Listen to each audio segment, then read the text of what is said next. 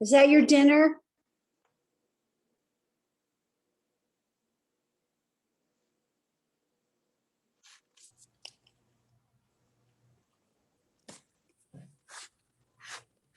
Hello, Regina. How are you?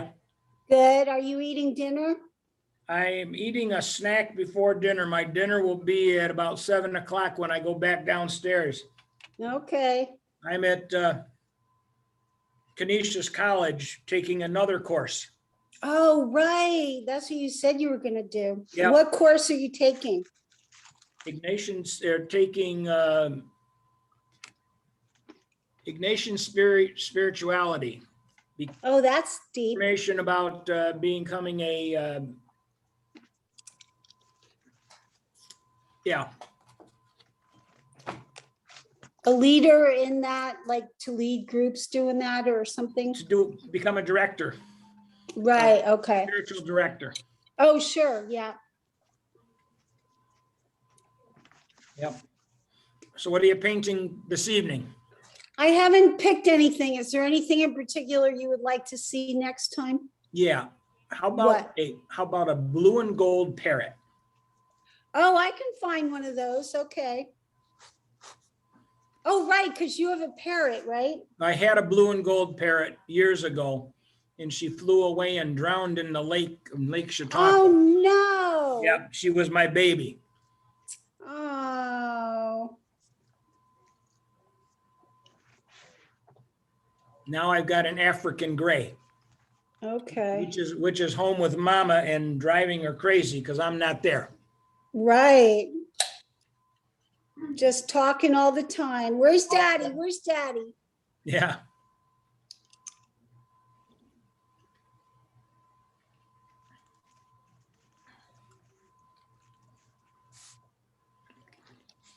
How about this? Perfect. Okay. That's her.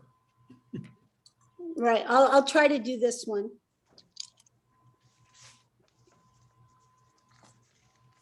Morning. Good morning, gentlemen. Hello, how are you? Doing well. How about yourselves? Doing really good. Good. Now, are you in discernment, Tom? No, I'm completing my master's in theology degree. Okay. So are you just taking this course for credit or you're just I'm just auditing. auditing? Yeah. Yeah. Good for you. Have to do some continuous education. Yeah, that makes sense. Yeah. Yeah, interesting class. Very interesting. And I don't think I'll go on the trip next year. I think I'm going to Medjugorje next year. Oh, really? That'd be awesome. I've been there twice. It's a beautiful country. Oh, beautiful. Yeah. Yeah, that would be a nice trip. The dig would be nice too. I don't know if I can do that with work, but that'd be pretty cool. Yeah.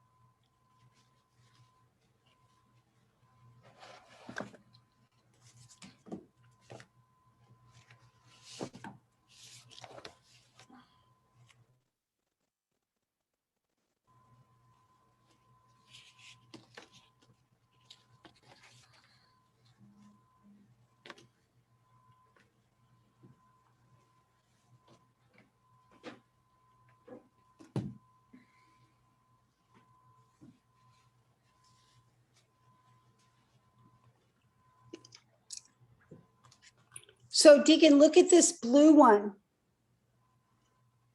I like the blue and gold better than that one.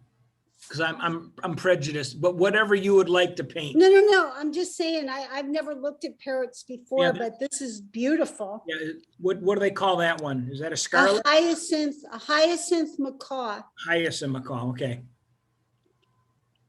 A scarlet macaw is also very beautiful. Okay.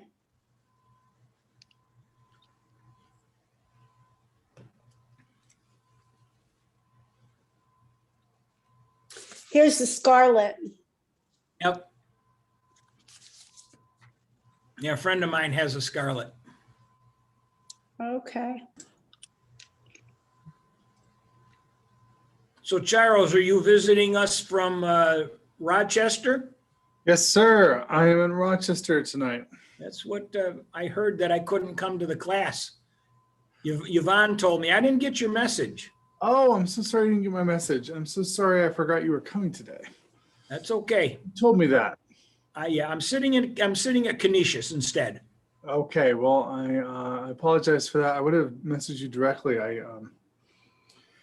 Yeah, we had some issues with technology here this morning that sent me back. So I decided to, I thought I only had one person in tonight, so. It's okay. I'm sorry for forgetting that. But it's good to see you all and talk about some archaeology tonight. Let's see, let's go with this. Okay. We got most folks here. Anything I can remember for you in prayer tonight? Thanksgiving for a negative results from my tests. Oh, that's wonderful. Absolutely. Well, that's wonderful. Glad to hear that. Yeah. Thank you.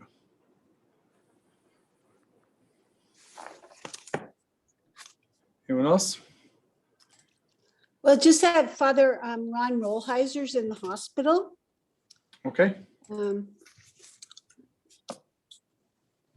Michael Heiser. Okay. Pray for him. Let's pray for some friends of mine who lost a baby to miscarriage today. No, I'm very sorry to hear that. Yeah. All right. In the name of the Father, and Son, and the Holy Spirit. Amen. Direct, we beseech you, O Lord, our actions by thy holy inspirations, and carry them on by thy gracious assistance, that every word and work of ours may always begin from thee, and by thee be happily ended through Christ our Lord. Amen. And the Father, Son, and the Holy Spirit. Amen. Amen.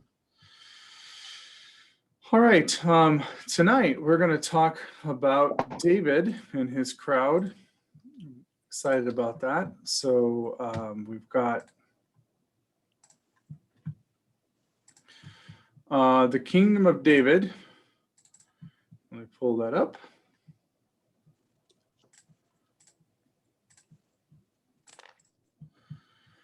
And we're going to talk about the debates about his kingdom. We're going to talk about your papers first of all, and then we're going to dive into sorting through some of the issues. Finkelstein versus Mazar, which is a little beyond what I asked you to do for the paper. And then we'll look at some excavation reports on Samaria and Megiddo in preparation for your final paper, when you'll use some of that type of evidence for your arguments. So that's going to be part of the final paper. And then we'll talk about the emergence of states and the role of empire. Just briefly, we'll talk about Moab, Edom, Ammon, and so on. Okay, so as we go into this question, I first of all want to give you a chance to talk to each other about David and Solomon, and the extent of their kingdom, the existence of their kingdom, and how Mazar's, in particular, I asked you to focus on Mazar, how his treatment of the archaeology maps on to the biblical story and what questions you had about it. So a couple of you did this paper, and I'm gonna let's see. I'm going to have you talk to the other folks about what you wrote in your papers, and just kind of share and field any questions, talk with each other for a few minutes, and then we'll come back to the group session and have you summarize what you shared to your group and what further questions you had, what kind of discussions you had with your group. That make sense? All right, so just reminding myself of the papers I have. Make sure I'm remembering correctly. Okay, now I do. So I'm glad I checked. Okay, good. 1 second. My controls.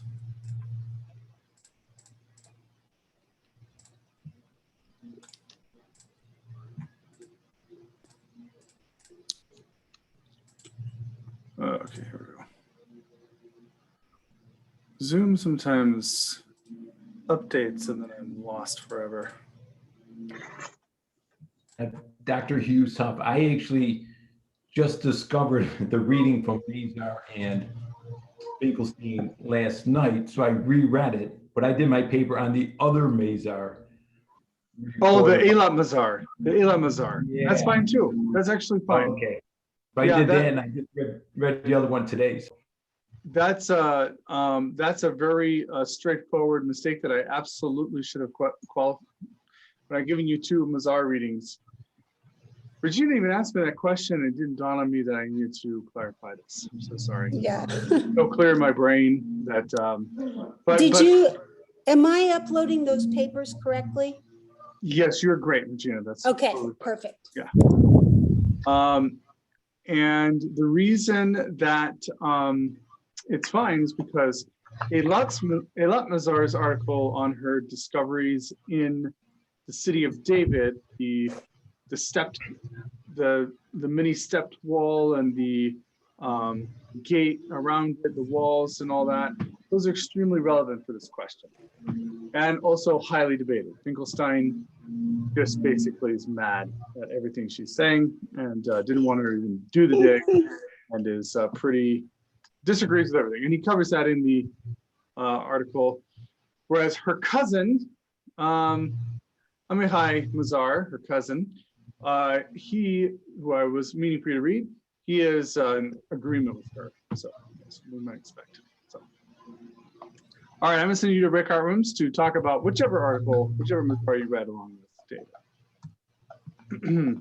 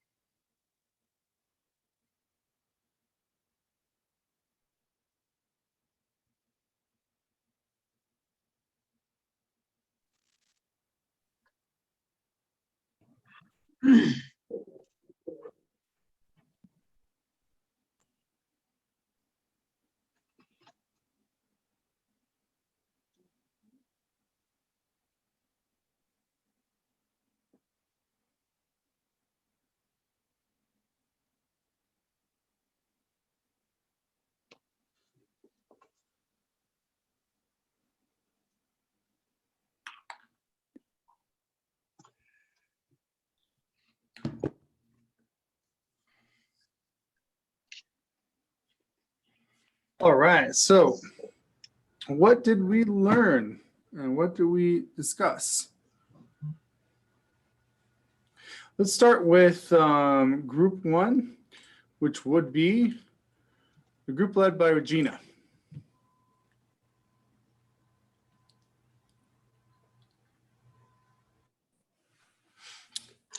Well, I'm always struck by that people can see, like when I read the Book of Kings, for instance, Mm-hmm. I walked away, and I said this to my group, totally bummed out at the amount of, deceit and murder and carnage, and but yet other people are able to see the redemptive value of the fact that ultimately people are, repent and are forgiven. And I get so caught up in, they were brutal. Good. So I don't know. I hear you on the ethics, which is always in the purview. I always have to think about this, and maybe we'll have a more formal discussion of that soon when I'm actually prepared to think about it. But what did you think of the archaeological arguments? What did you think of the chronology and the archaeology that you were reading from? Did you read? Yeah, you read. Well, yeah, I read it, and I am just very impressed by Mazar. He's after my own heart. I mean, I think that, to me, his work has little bias in it because he starts with the concrete and extrapolates from there. And Mhm. it's only if the evidence and the context really support the biblical story that he'll actually go there. Yeah. That's my reading. That's my understanding anyway. Yeah. Good. All right. Excellent. Were there any questions arise in your group around any of the material or? Well, I was concerned on what she had written down, and she said it was, what piece of archaeology did you write on, Regina? No, that was the other assignment, the Oh, pilot okay. stone. Okay. Very cool. Very cool. Excellent. Well, thank you, Regina. That's wonderful and that's helpful. I appreciate it. Let's go next to Jamie. Jamie, what did you guys discuss? Well, I discussed about the first part of my paper, which it's pretty difficult to get the kingdom of David and Solomon into 2 brief paragraphs. Yeah. But, so I kind of breezed through Solomon's life a little bit. Hope he doesn't mind. But David's life, like Regina mentioned, it was one of violence, warfare from the time he was put on the map, slaying Goliath, until the very end when he was advising Solomon on holding people accountable. And so, there's mostly warfare, but he was also had a lot of compassion, charity towards that he would display from time to time, like the crippled son of King Saul, that he reached out to him, and he would often spare people, even when he was being chased out into the woods during the Civil War there, and the guy was yelling at them, throwing stones, and they said, "Do you want us to go lop his head off?" And he said, "No, just, I brought this on myself. This is part of my own sin. This is our penance." And so, yeah, I mean, there's hard to put in 2 paragraphs, but, King David with, Uriah's wife, I mentioned, and just certain highlights like that, King Solomon's wisdom. And then archaeologically, getting beyond that to the article, I did the same thing. I forgot who had mentioned, but I based it on the article from Alot. And I should have known because you used the pronoun him for the assignment, but I thought That's maybe you were totally referring fine. to Totally fine. yeah, I guess she had a grandfather, Benjamin, who was a big archaeologist in Israel during the 70s. So I thought that's who you were referring to. But she consulted her grandfather, and it's important what he told her regarding sacred scripture. He told her that it's clear that concealed within the biblical text are grains of detailed historical truth. Mm-hmm. And so when she looked at 2 Samuel chapter 5, verse 17, it says down that King David descended down to the stronghold. Mm-hmm. So in trying to find King David's palace, she's thinking, all right, this is an area that he came down from. And so looking within the ancient walled city of Jerusalem, she said it's a small area and there's nowhere really that he would have come down from. So Mm-hmm. she looked outside of that area and found a place that has a natural barrier to the north, and you could descend down, assuming that the palace was a little bit elevated. They would have built it high, and rather than defend the palace, he would have left it and regrouped with his troops down below for a counterattack against the Philistines. So Mm-hmm. she's really thinking outside the box here, but she's also using the work of Kathleen Kenyon, the British archaeologist from the 60s who dug around the same area. Yeah. And Kathleen had dug up these massive pieces of stone and assumed them to be part of a defensive wall. Mm-hmm. And Alot is looking at those and thinking, no, not a wall for defense, but part of the walls of the palace of King David. Mm-hmm. So she made her pitch in New York City to a nonprofit group, and they funded it. And then when they began to dig, she kept her theory to herself. And so she wanted the evidence to speak for itself. And right away, they started finding all kinds of historical objects from the Byzantine time period. And they found a house, a Byzantine house, and there was an engraving, House of Eusebius. Mm-hmm. Below that were the huge stone slabs, some of which were built into the foundation of the House of Eusebius. And along with those large stones was pottery. And just like Kathleen Kenyon accurately dated the pottery to the Iron Age, I think it was Iron Age 2A, Alot did the same and saw how the rooms are set up, and that it revealed a lot of information. But I think the most interesting find was I hope I'm saying this right, a bulla or a bulla. It was a you would seal a government document with it, the government seal. Yeah. And what was so important about this one is it had the owner's name engraved in it, which is in English Jehukel and Hebrew Yahuchel. And so Ayla looked it up in her encyclopedia, biblical encyclopedia, and she found the exact verse in which it's Jeremiah chapter 37, verse 3, where the king, I forget if it's Zedekiah or Jehoiachim, I think it's Zedekiah, sends Jehukel to contact Isaiah in regards to the threat from the Babylonians. Yeah. So they were able to take something that they found archaeology, in the dig, and make a concrete, to name it to the Bible. Yeah. Mm-hmm.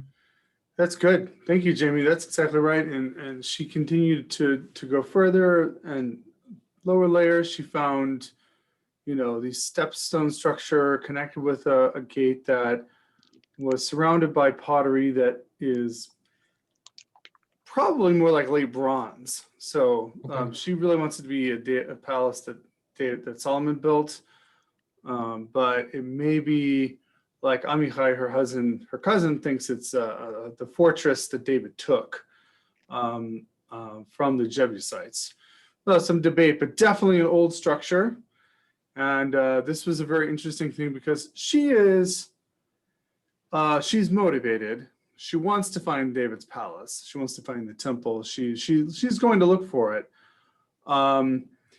But she was careful not to lay that out to the dig team, and she invited all the critics on the site, including Israel Finkelstein, who we're going to talk about later, and invited all their criticisms, very open dig, and took a lot of heat because there's a little bit of, hey, let's not go treasure hunting anymore.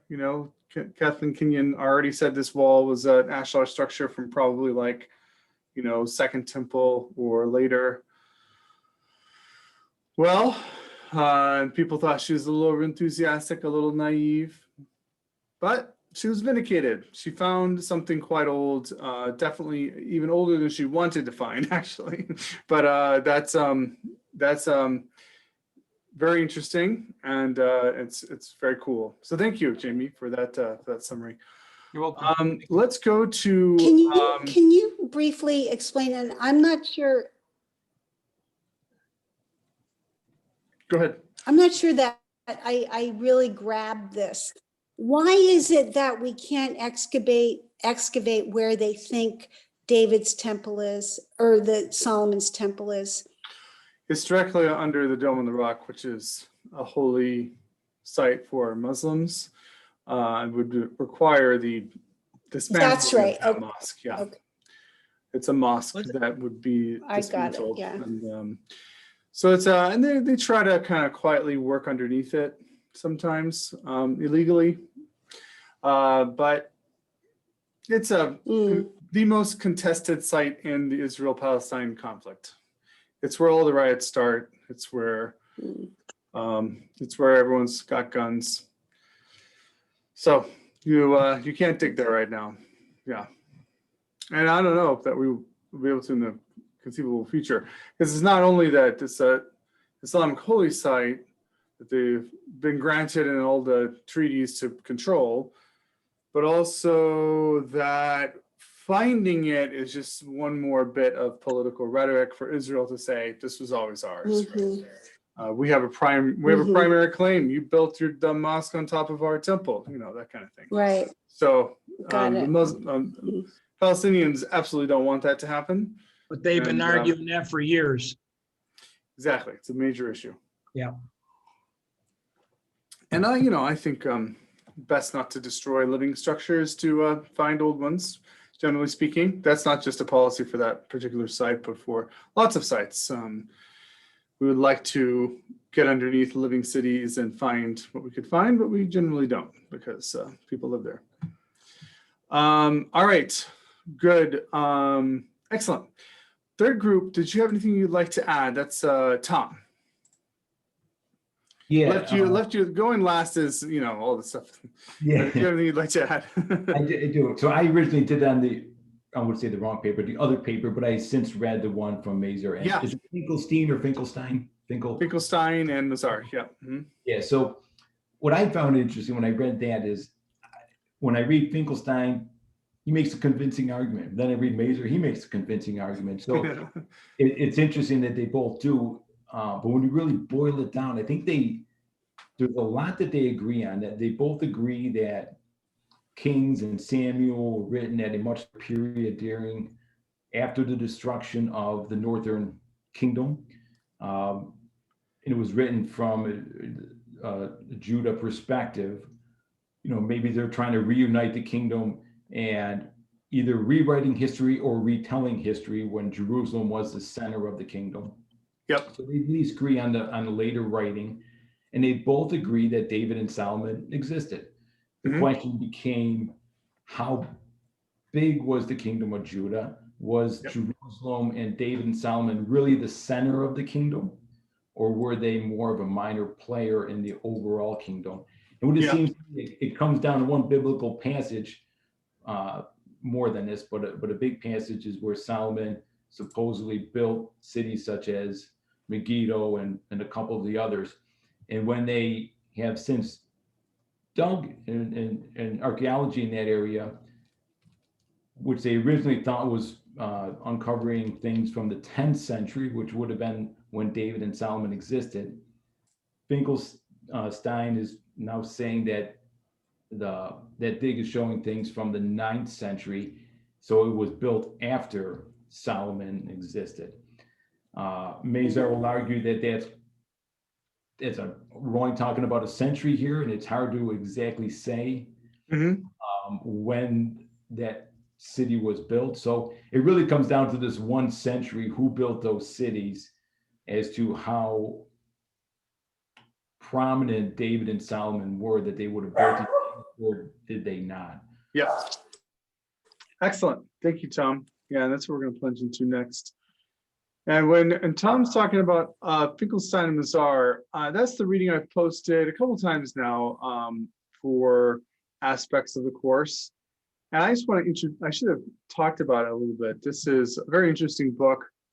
I maybe should have assigned it as a textbook. I tend to not assign too many books because I never want to hurt anyone's wallet. But this is a $21 book on Amazon. The Quest for Historical Israel, kind of going back to that sort of quest for the historical Jesus stuff. But this is actually not exactly that. It's a very interesting book because currently in the field of biblical archaeology, on these particular matters, these two archaeologists are kind of the standard bearers. They're the ones that William Deaver is also important, but these two fellows are extremely important on their, especially on this question we're talking about today. The extent of the Davidic and Solomonic kingdom is, if you go to the Wikipedia article, they're going to talk about Finkelstein versus Mazar, right? So it's nice because they had a lot of publications that they wrote all over through the 90s and 2000s about various sites, and arguing with each other and so on. But here, in cooperation with an archaeologist at University of Michigan, Brian Schmidt, they have just treated each issue in chronological order: the patriarchs, the Exodus, the conquest, the kingdom of David, the development of the later kingdoms, and so on. And for each part, as you've seen from the reading, Brian Schmidt summarizes what they're going to say, then Finkelstein gives his argument, then Mazar gives his argument. So it's nice that they decided to cooperate on this book because it lays out all of their major disagreements and agreements very clearly. So it's a nice book. So that's what you're reading when I'm just posting the chapters that we're covering, so that's all fine. And I want to talk about this argument that they're having on this particular issue, which is one of the most interesting ones that you can talk about archaeologically, because you start to get to more stuff you can say than you did in Iron 1. Was there a King David? Okay, so the nice thing about Finkelstein and Mazar is they both say yes, actually. They both say yes to this question: was there a King David? In the field of biblical studies and Israelite history, there are historians called minimalists, mostly out of Holland and England, who started what's called the minimalist schools in the 1970s. And they sort of argued that the entire Bible was written extremely late, much later even than Finkelstein, saying maybe definitely earliest Persian period after the exile, maybe even the Greek period, so very, very late, and most of it is entirely fictional. Basically nothing in it is true. David definitely never existed, and so on. The problem with this minimalist perspective, it's tantalizing for people who would like to reject the Bible in a lot of ways, or who are annoyed by the maximalists, which we'll talk about in a second. But it does sort of gloss over inscriptional evidence, The fact that the Bible is written in a Hebrew that's demonstrably similar to Iron Age inscriptions of Hebrew and Ammonite Moabite, archaeological data, evidence for some of the biblical events narrated in the Old Testament in other inscriptions around from the Iron Age, right? So there's enough there that they just have to sort of gloss over that. It becomes glaringly apparent that A, the minimalists are not archaeologists. They're historians, but they're not archaeologists. And B, they're not very well skilled in inscriptional materials and epigraphy. Because if you've actually sat down and read through all these epigraphy in the original languages, all these inscriptions, and you look at the Bible, you can't, and you look at like Ugarit tablets and Mesopotamian tablets and Hittite tablets, you can't, and then you go and read later Greek texts from the Ptolemaic period, and then you read the Hebrew Bible, you can't come away feeling very sure that the Bible was completely composed in a much later period. So it's impossible, in my opinion, and in most people's opinion. So Finkelstein, despite Finkelstein's really having sort of a bone to pick with the Bible and really wanting to reject anything that supports the Bible's thesis, Finkelstein is not a minimalist because he's an archaeologist. He's looking at the real data. He's honest. He's not. He can't be a minimalist. On the other hand, Mazar, who definitely supports more of the Bible's narrative, is not what we call a maximalist. A maximalist is just like, you know, unless we have devastating, overwhelming archaeological evidence against a point that the Bible makes, what the Bible says happened, happened. So maximalism is just like, if it looks on the archaeological record that the Bible's narrative isn't true, or it might be exaggerated, or isn't precisely historically accurate, then we just don't have enough evidence. One day we'll see if the Bible's true. So that's a maximalist position. Finkelstein and Mazar, Finkelstein's not a minimalist, Mazar is not a maximalist. They're both sort of, Mazar's willing to say, of course, you know, when we describe the borders of David's kingdom as encompassing pretty much everything that's in the whole Levant, maybe that's not quite true. Maybe that's what later writers would like to have imagined. Maybe the legend has grown, right? To where people hundreds of years later who are writing this, not in the Greek period, but still a couple hundred years later, are seeing it a little bigger, like they wish they had, maybe not the full extent. But nonetheless, there definitely was an united monarchy under David and Solomon, and they would have had, you know, enough people to be a threat to Egyptian trade routes, and that's clearly demonstrable from archaeology and history. So those are your two basic positions. So how do they end up talking about this? Question is, does the monumental architecture at Hatzor, Megiddo, and Gezer date to the time of Solomon?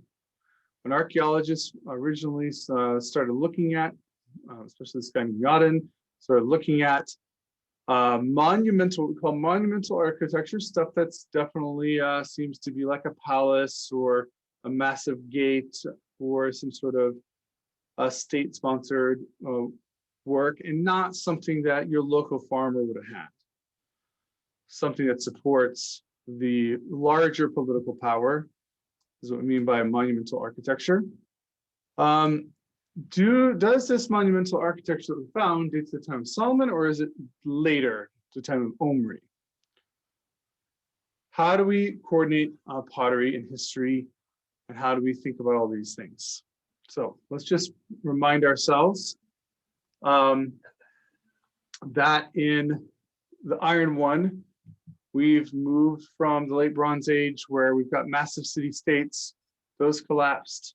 We have all these small settlements all over the highlands, fewer than 100 people each. They're unfortified. There's very few public buildings. We've got the 4-room houses. Every person's got a little storage thing. Subsistence farming is happening. And everyone's sort of got their plot of land and their little farm. And we have simple undecorated pottery in the Iron One. The Iron One's pretty clear to a certain degree. The beginning of the Iron One, because we have this devastation, then we have all these sites. Fantastic. We looked at that last week. Iron 2, 2A, the first part of Iron 2, you've got the growth of urban centers, fortified cities, cities with walls designed to protect the inhabitants, monumental public architecture, and red burnished pottery. These are what this is how they distinguish between these periods, okay? Archaeologically speaking.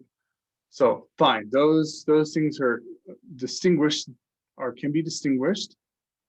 Those are material realities, but how do we date them? How do we date the transition from Iron 1 to Iron 2? How do we date the unfortified settlements with simple pottery to the growth of urban centers, fortified cities, monuments, public architecture, and red burnished pottery? And sometimes in places that had been old Canaanite cities and been destroyed and then come back, sometimes in totally new places. Well, we do need some historical markers, and both point out this Ubisite portal at Karnak. It talks about the Pharaoh Shashanks going through northern Israel, through what we think of as Israel. So going through the region of Canaan, both in places south of Jerusalem, but importantly, in a lot of those places in the highlands north of Israel, which was a previously lower inhabited land during the time of Egyptian dominance over this region. Egyptian trade routes through Canaan were focused on the lowlands, Bronze Age big cities, and not on the highlands, which are hard to access and didn't have much population. Well, that's the part of the country that did get a little bit developed, like we saw with those small sites. But Pharaoh's describing some sites, Shawshank up there, that are clearly based on the geographical description he's given and where the valleys are that he narrates as he goes through. They are north of Jerusalem, up in those highlands, and he's calling them cities.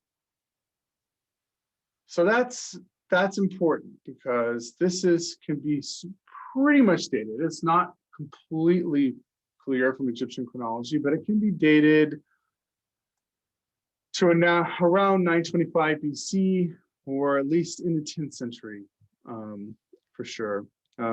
Finkelstein wants to say it's as much harder to date, but it's still in the 10th century, even if we're not sure exactly when in the 10th century. This does not mention Jerusalem. It would be nice if it did. If it did, problem solved. David's capital city is Jerusalem. We've got things in the north he's talking about. So we've already got a widespread kingdom. But he doesn't mention Jerusalem, so there's that. But that's 925 BC. He's mentioning towns that he's conquering in the north of Israel. So this is an extra biblical historical document from that period, like we had with the early mention of Israel last week in the Egyptian text. Here, this is a later mention, but it kind of grounds us in this century.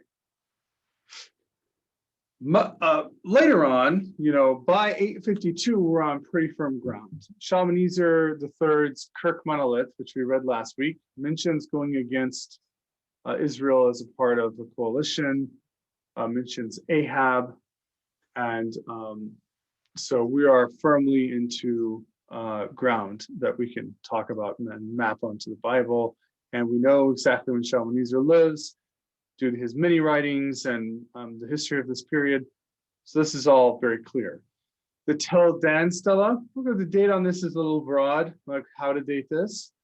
But Tel Dan, which we looked at last week, is that inscription that mentions the Beit David, or the Beit David, however you want to pronounce it, that is the house of David. So the Tel Dan stele is written in Aramaic, and it's talking about a battle that some Aramaic king won.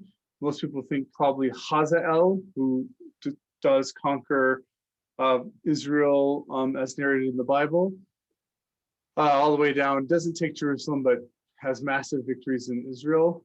So he's describing this victory in the stela. It's fairly broken. We don't have a lot of it, but, and it's on the Canvas readings if you didn't get a chance to read it.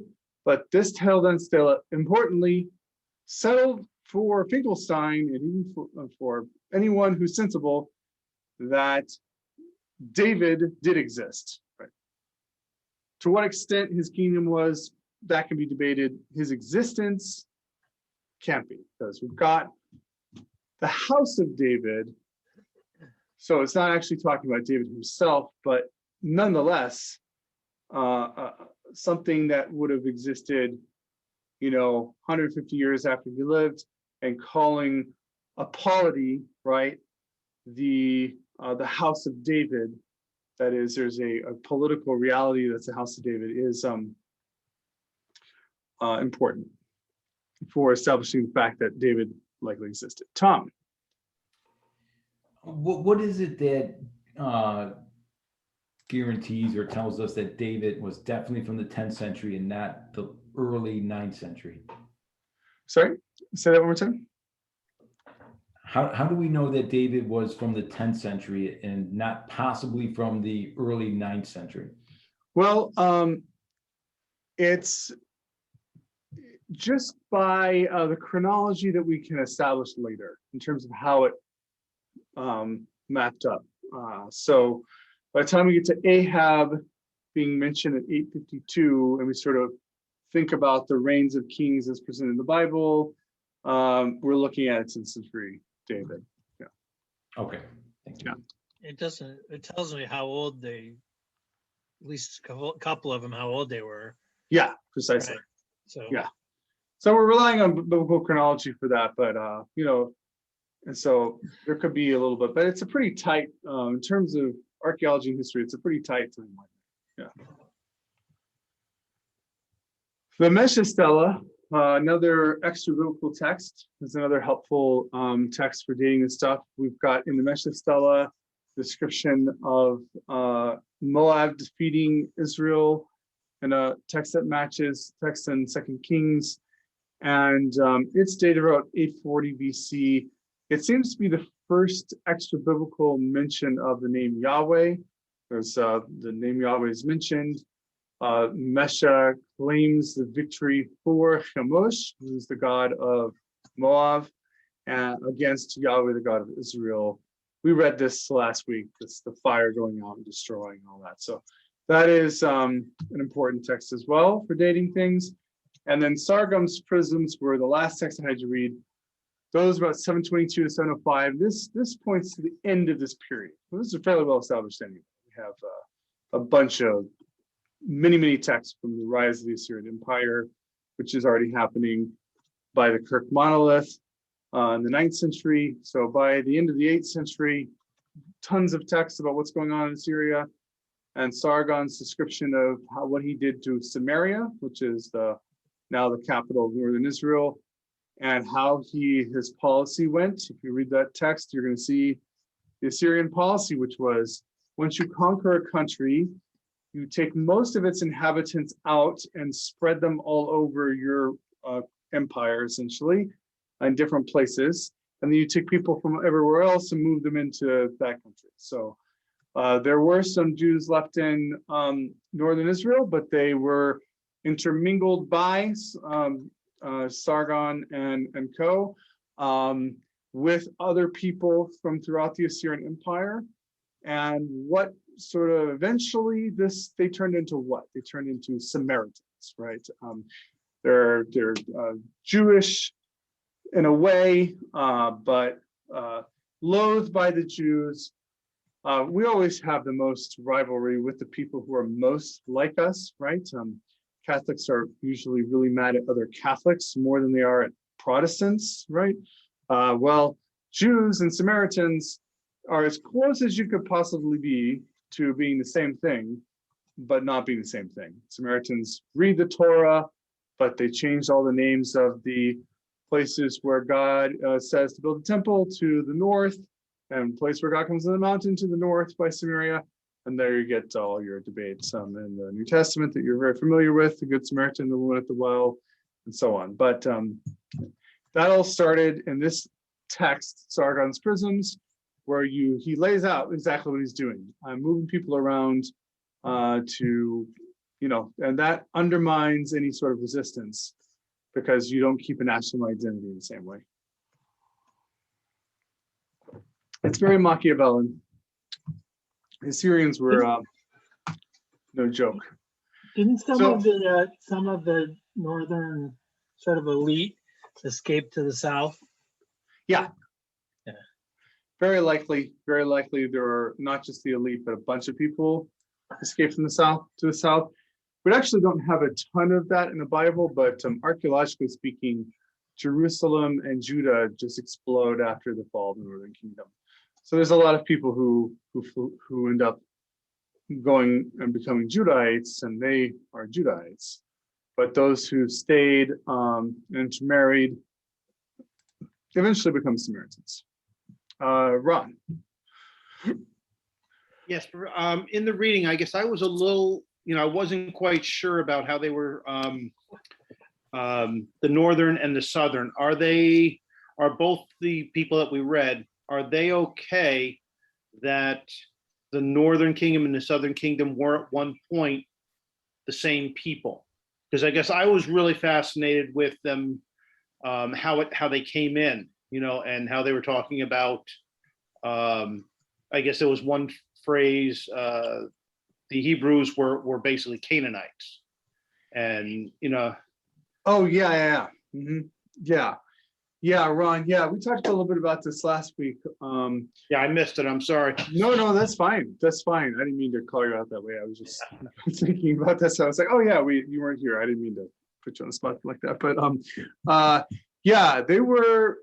What we end up with is not a clear ethnic distinction in language or culture, except for the pig bones. No pig bones.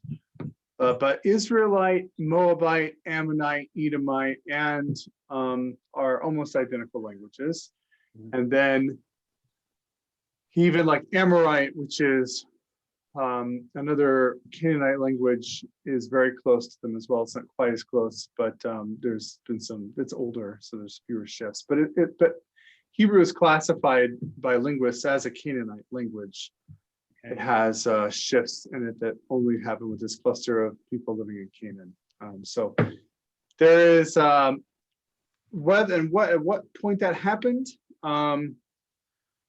is unclear, but we don't have is like we do at the exact same moment with the Philistines is evidence for an outside culture coming in.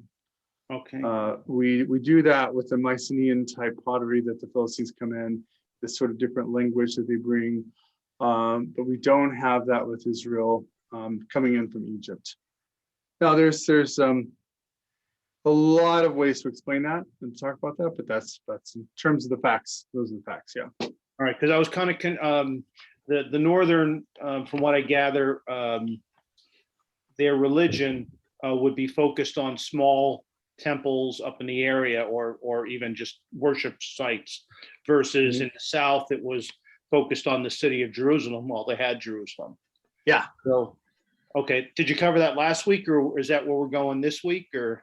Well, we know because when it the split of the kingdom after David and Solomon resulted in some different things. So we have Dan and Bethel being established as cult sites by Jeroboam with the golden calves at each one. That's what the Bible narrates, whereas Jerusalem stays always simple there. And of course, at first, the South doesn't have Jerusalem. David conquers Jerusalem. It's a Jebusite city after he becomes king. But Saul's also from the South, from Benjamin. Through the early Iron Age, that distinction doesn't hold. But it's after what we think of the Amorites in the north and the Davidites in the south, then we do get those distinctions. Yeah. Okay, and one last question, and I'll stop. Yeah. Ceramic thermoluminescence or simply luminescence. I didn't hear much of that in the right. Do they not do that there? Is it because of the soil, or are the ceramics being heated by the sun, not by fire, that they can't do that? I know in the American Southwest, that's, pretty, that they do that, but I didn't It's hear anything huge. about it. Is Yeah. it huge? No, yeah, in the Southwest it's huge, I was saying, but not, you know what, let me follow up with that. They're doing more carbon-14 dating. Mhm. I think there is some luminescence dating, but now we're getting into the area of archaeology where I need to check my sources before I give a definitive answer. Okay, I didn't know if Yeah. there was a reason why they did that or not. Okay. Yeah, I know, I'm not sure. That they do less of it, I can affirm that they absolutely do less of it than in some regions. Why they do less of it, I'm not as sure, but I'll follow up. Yeah. Okay, thank you. Yep. Okay. What's the evidence that there's actually a united kingdom the way they describe it in the Bible? Well, that's what we're going to get into next. That's exactly where we're headed. So, Finkelstein thinks there's not. So he thinks that when he says that, what he means is we don't have the emergence of a true state at all until the 9th century under King Omri and Ahab. That's where we get a state. It's not that there's not any people living in the north and the south. They may even sort of like be coalesced in sort of a tribal way, but we don't get a centralized state capable of building monumental architecture and recruiting a standing army until the 9th century, right? So that's what he's going to argue. Whereas Mazar will argue, we do. What are they working with? Okay, so let's go to that. Let's go to the evidence. First of all, we have in this transition, so this is all focused on when Iron 1 begins, or when Iron 1 ends and when Iron 2A begins, because Iron 2A is probably bound up with a state, right? That's the idea. We have the emergence of a real group of people with specialization and so on. So Iron 1 pots look like this, whereas Iron 2A are characterized by red slip pottery and this burnishing technique, which creates these lines. So you see the lines in the pots. So we have red slip and burnished pottery and red slip burnished pottery. And we have some imported pottery. So we've got trade going on outside the region. So we're back and clicking. We're back to Bronze Age a little bit. We're back to the we're setting up a system. We're not just trying to get our milk and go to sleep at night. Here's some typology from 2A continued. We've got the Cypriot black on red pottery here, which is very, this is starting to look very beautiful. We've got painted ware, Cypriot white painted ware, Kaifa juglets over here, and the Negev, which doesn't develop, it's in the south, the far south, on the Shephelah.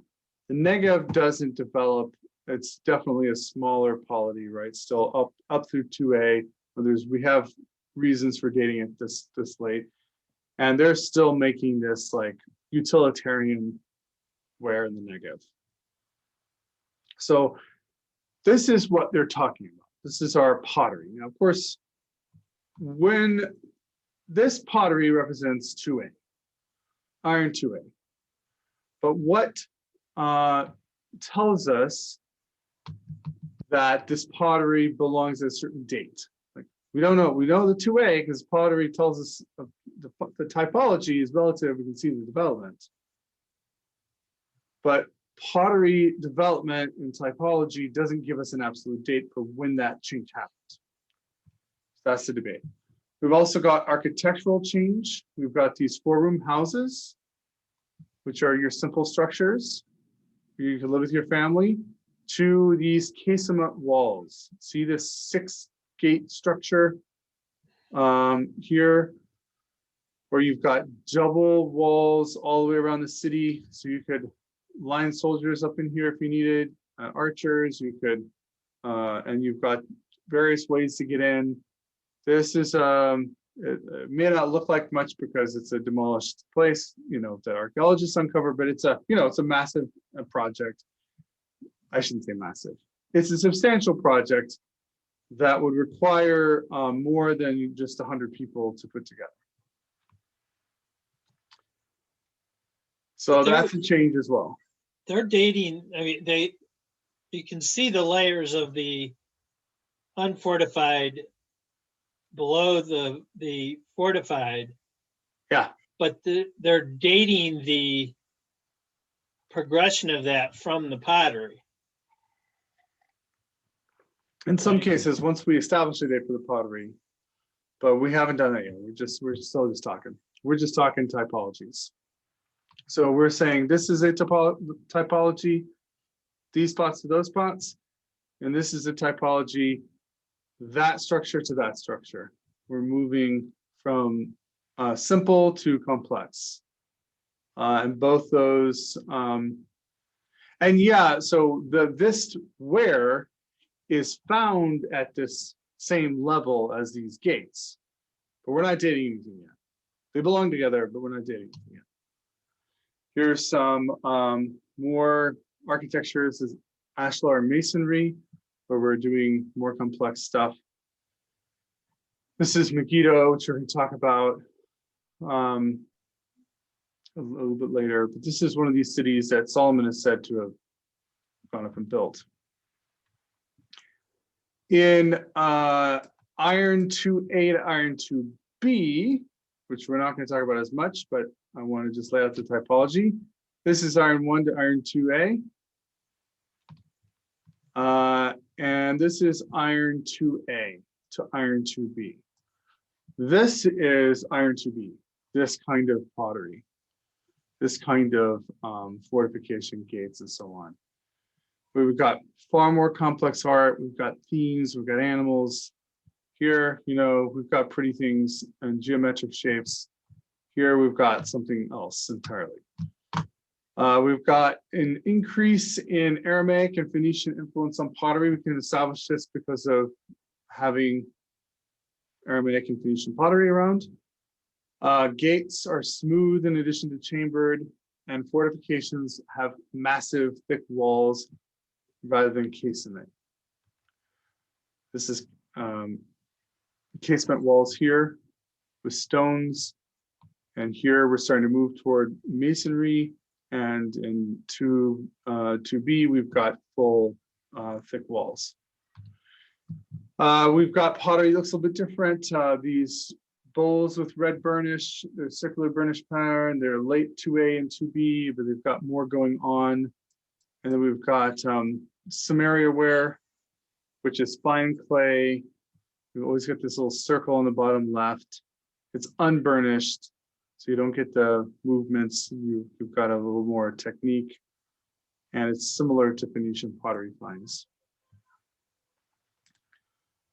And you start to get ivories. So these are ivories that were found in Samaria, the capital of the Northern Kingdom. This is definitely, you know, later. This isn't,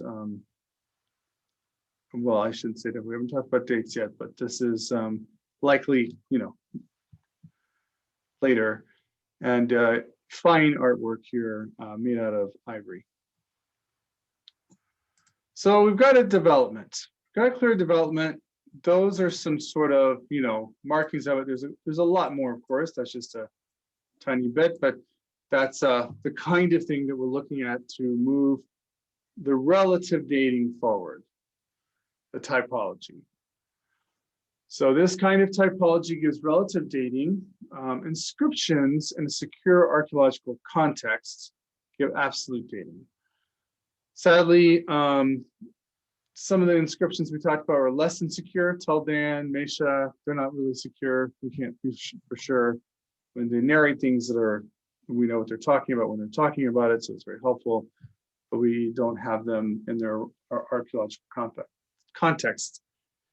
One thing I didn't mention, but we'll look at is, well, I'll talk about it in a minute.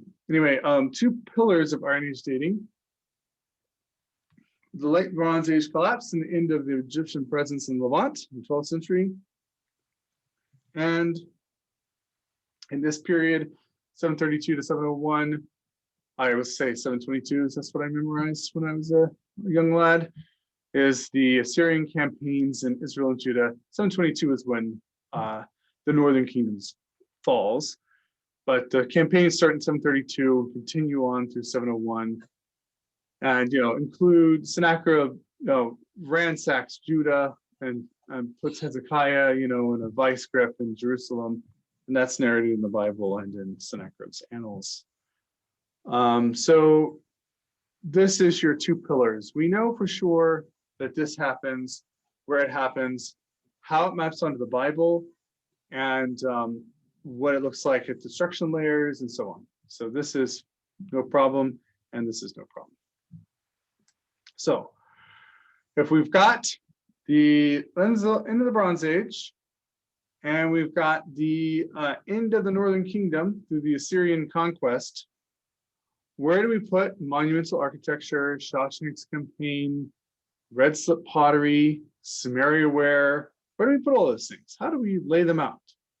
We've talked about their typology, they've moved, but how do we put them on a timeline? That's the question. So in the traditional chronology, Iron 2A, so Iron 1 is, all that stuff we talked about last week. Iron 2A starts about 1000, and this is the reign of David, right? So, and it's the purity of the United Monarchy, and it's about 1000 to 1000 to 925. But I can't say that's right. 1000 to 925 BC. Purity of the United Monarchy. Iron 2B is where we start to. So Iron 2A is red slipware. It's monumental architecture. It's Ashar masonry, and it's the United Monarchy. Straight ahead, Megiddo, Gezer, and Samaria. Megiddo and Gezer, they belong here, and it's all very clear. That's what traditionally was held. Iron 2B, period of the divided kingdoms, the Assyrian conquest of Israel. And this is sourced by the Bible and then the Assyrian destruction in layers. And Iron 2C, where you get more of this Samaria ware and so on. Oh, sorry, this is Samaria ware here, Iron 2B. And Iron 2C is the last period here. Assyrian, the conquest of Israel through the destruction of Judah, and we have all kinds of data for that. Now, the source for 1925 is based on biblical chronology of when David's kingdom started, and then archaeologists, when they found massive monumental architecture at Megiddo and Gezer and so on, they thought, hey, this fits this period. We've got destruction layers that fit, and we've got, here's Solomon's, stables that he built in Megiddo. Here's a fortified city that he built over here. So we do have some evidence, but it's the date was based on biblical chronology. So when we get to Finkelstein, we get a desire to go beyond this and say, we want to actually match the pottery and dates in a way that doesn't rely on biblical chronology and some assumptions that it must be this period.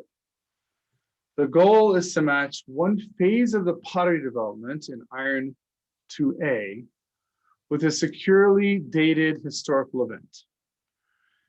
can we date red slipware to a historical event? Then when we find red slipware elsewhere, we can know what century it is. In order to do that, we need an inscription in a secure archaeological context, and preferably, if we could also get it radiocarbon dating, 10-50-year range. So, in order to talk about that, we're going to go into Shawshank, but before we do that, I need some water, and you probably need a break.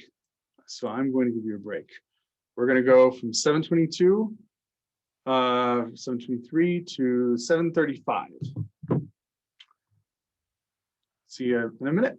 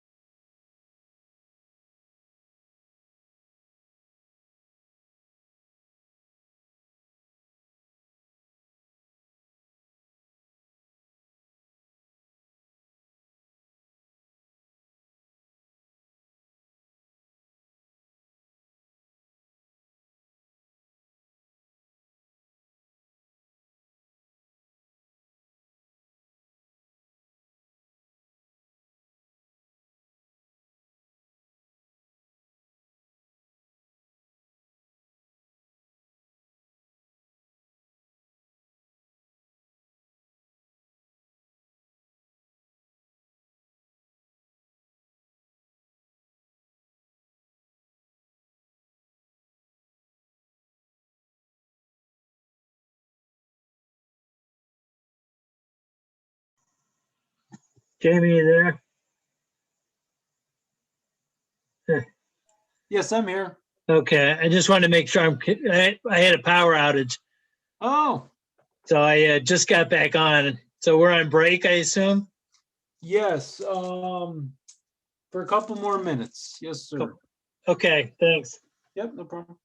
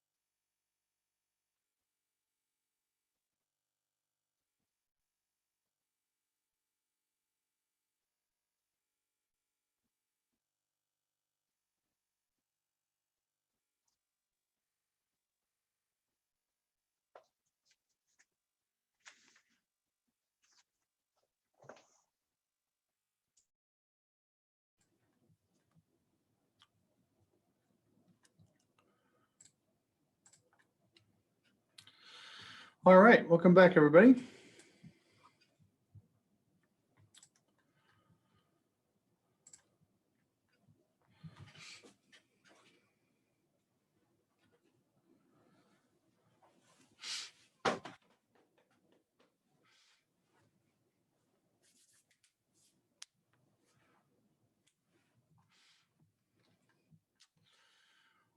Okay, so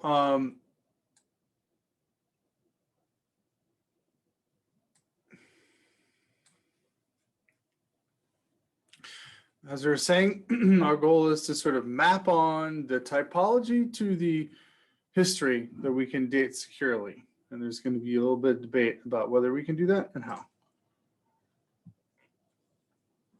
The first contender is Shawshank's campaign.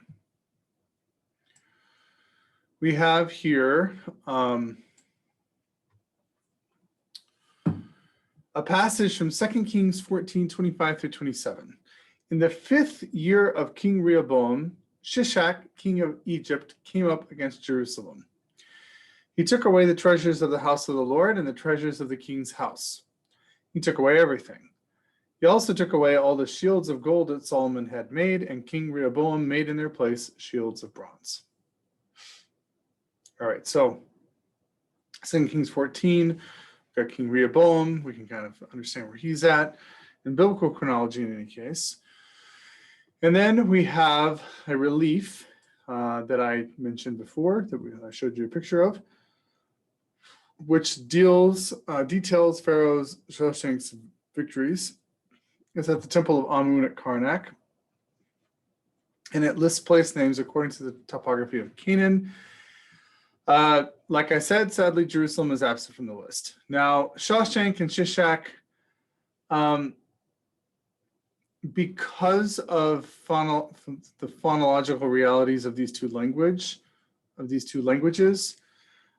way Hebrew hears things and adapts them, this is not an impossible correlation at all. Shoshank and Shishak, totally within the realm of normal. Hebrew often assimilates N's into K's, so this is totally fine. But is this the same thing? Are we talking about the same thing? And if so, can we find evidence of this Shawshank's destruction of things that he details in Karnak? Well, there are some problems with this. Egyptian chronology doesn't have the best or most secure dating at this point, which Finkelstein's going to hit upon. Shawshank ruled at some point in the second half of the 10th century. Biblical chronology gives the date 925, and that is clearly not an impossibility within this Egyptian chronology, but it's not like fixed, right? It's not secure. Shawshank did erect a stela at Megiddo, which is a site that is mentioned in the Bible, something that Solomon did, and also we have a destruction layer there, okay, where maybe Shawshank destroyed this city. That's an interesting thing, and Shawshank mentions the city. All good, but Shawshank like not only mentions it, but he erects a stela there in the city. So this is glorious. We've got the thing I showed you in Egypt. We got the biblical reference. We got Megiddo, and in Megiddo, they've got a stela. If we had only found the stela in a reasonable archaeological fashion, my own institution, the University of Chicago's Oriental Institute, dug this site up, and the archaeologists at the UC, they missed the stela and they threw it away. And then later on, they came along and they found it in the trash heap outside that they'd made, right? So now we don't have a secure dating point for if the stela is at this particular destruction layer or another one. So we don't have a secure spot there for that stela. But we do have a stela that's clearly, and I'm going to show you the excavator's report on this. They say the most likely place that it could have come from is probably this destruction layer that we found there, but we don't really know for sure.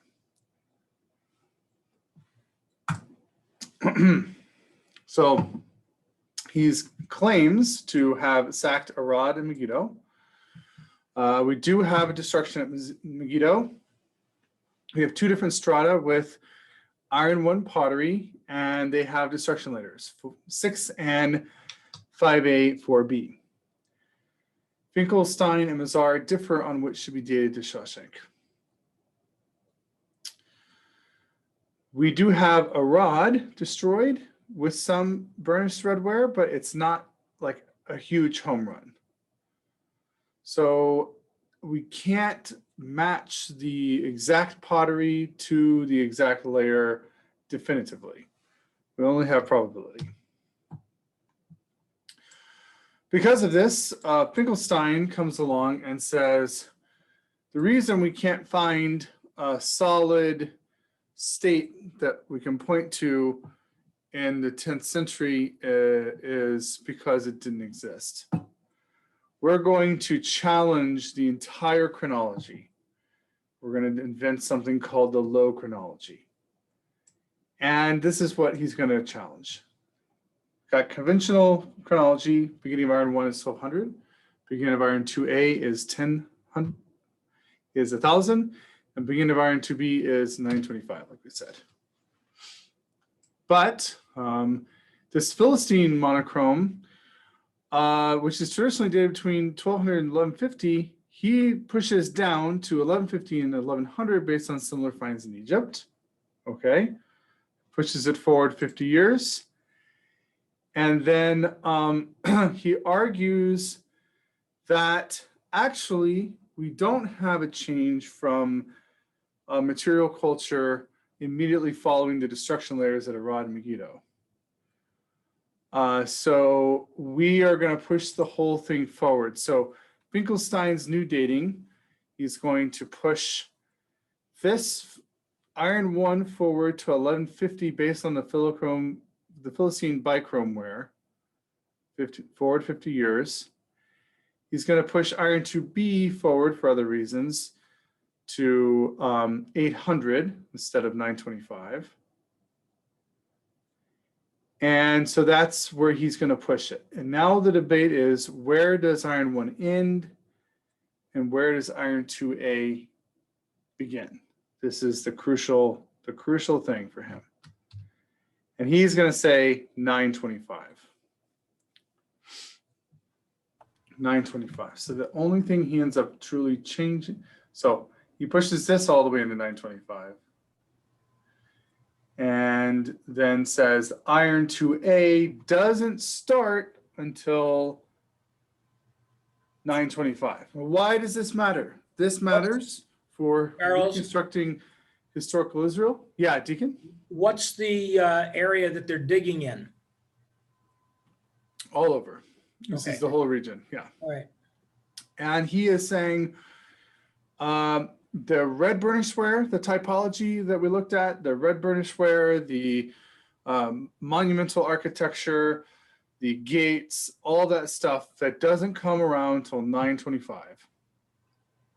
That would then not be able to be reckoned to the house of David or Solomon in the 10th century, but would have to go with Omri and the emergence of Israel in the late 10th century, early 9th century. And through the 9th century, you actually get all this happening. So that's what we call low chronology.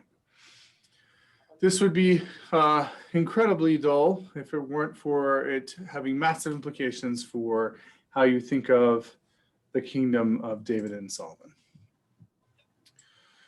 So he then dates the gates of Hatzor, Megiddo, and Gezer, which do look remarkably similar, right?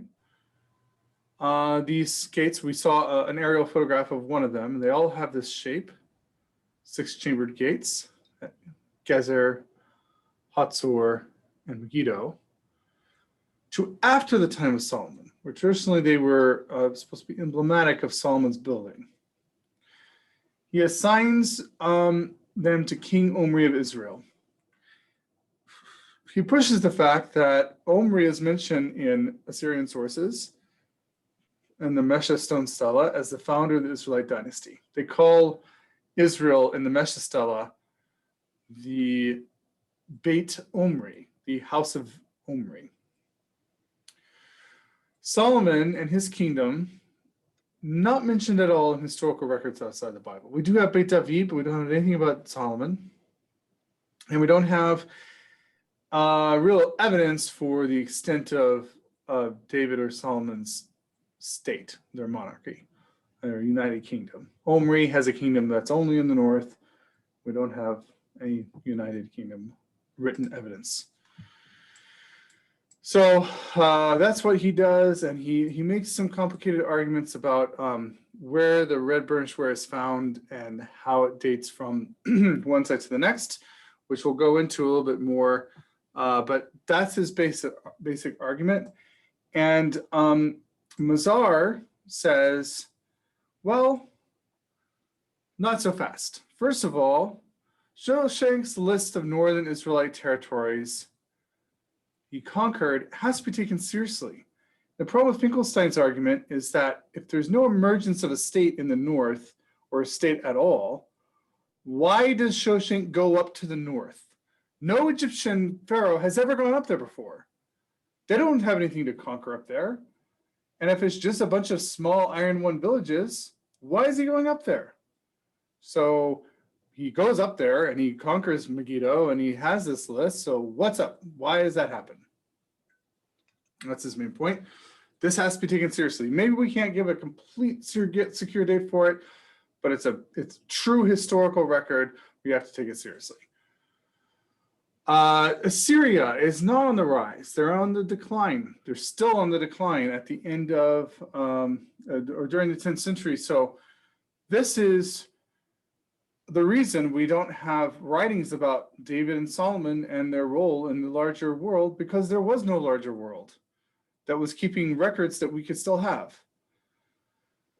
They do have a debate about whether writing existed right at this time, whether there was widespread literacy in the north of Israel or any part of Israel, whether they could have kept records and had a kingdom that communicated by writing and so on. We don't have any such records, but we do have some inscriptions, including one that was just found that I forgot to send you the article about, and I will send it this week. So we do have writing happening, but it's not widespread enough to make a huge impact, and Assyria isn't writing about northern Israel, and neither is Pharaoh, except for this Shoshenq thing that he does. Well, for Mazar, that's an argument from silence, because if we had a huge amount of data from this period, a lot of written sources, and none of them mention Solomon, okay, that's not an argument from silence. That means that that's weird.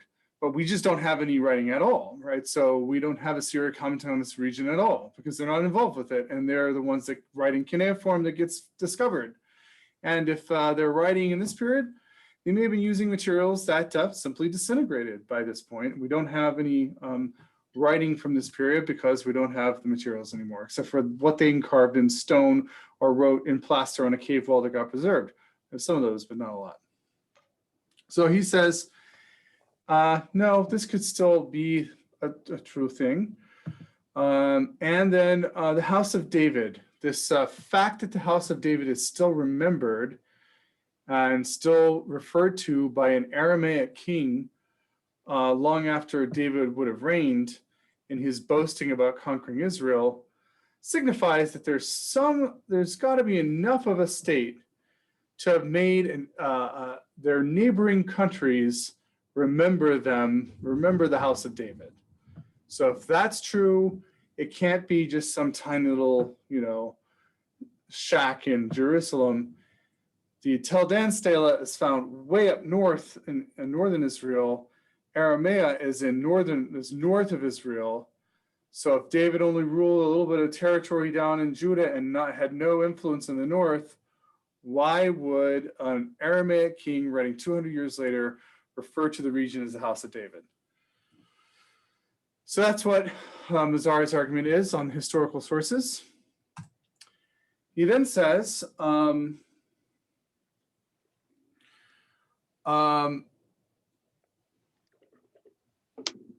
he goes after Finkelstein's Iron B pottery assemblage and says that all of his low dating is motivated by his wanting to see this, right? So he accepts the destruction of Arad 12 as a result of Shoshenq's campaign in approximately 925. So iron 2B pottery must date before 925 because he pushes it to after and only after.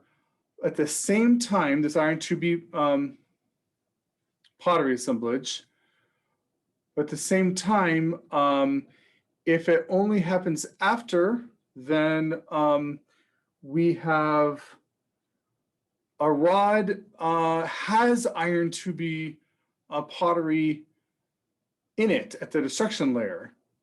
And if that's done around 925, then which Finkelstein accepts, then Finkelstein undermines his own argument. We've got iron 2B pottery at Arad. So this is an undermining a circular kind of thing for for Finkelstein. Why hasn't radiocarbon dating helped solve this particular debate?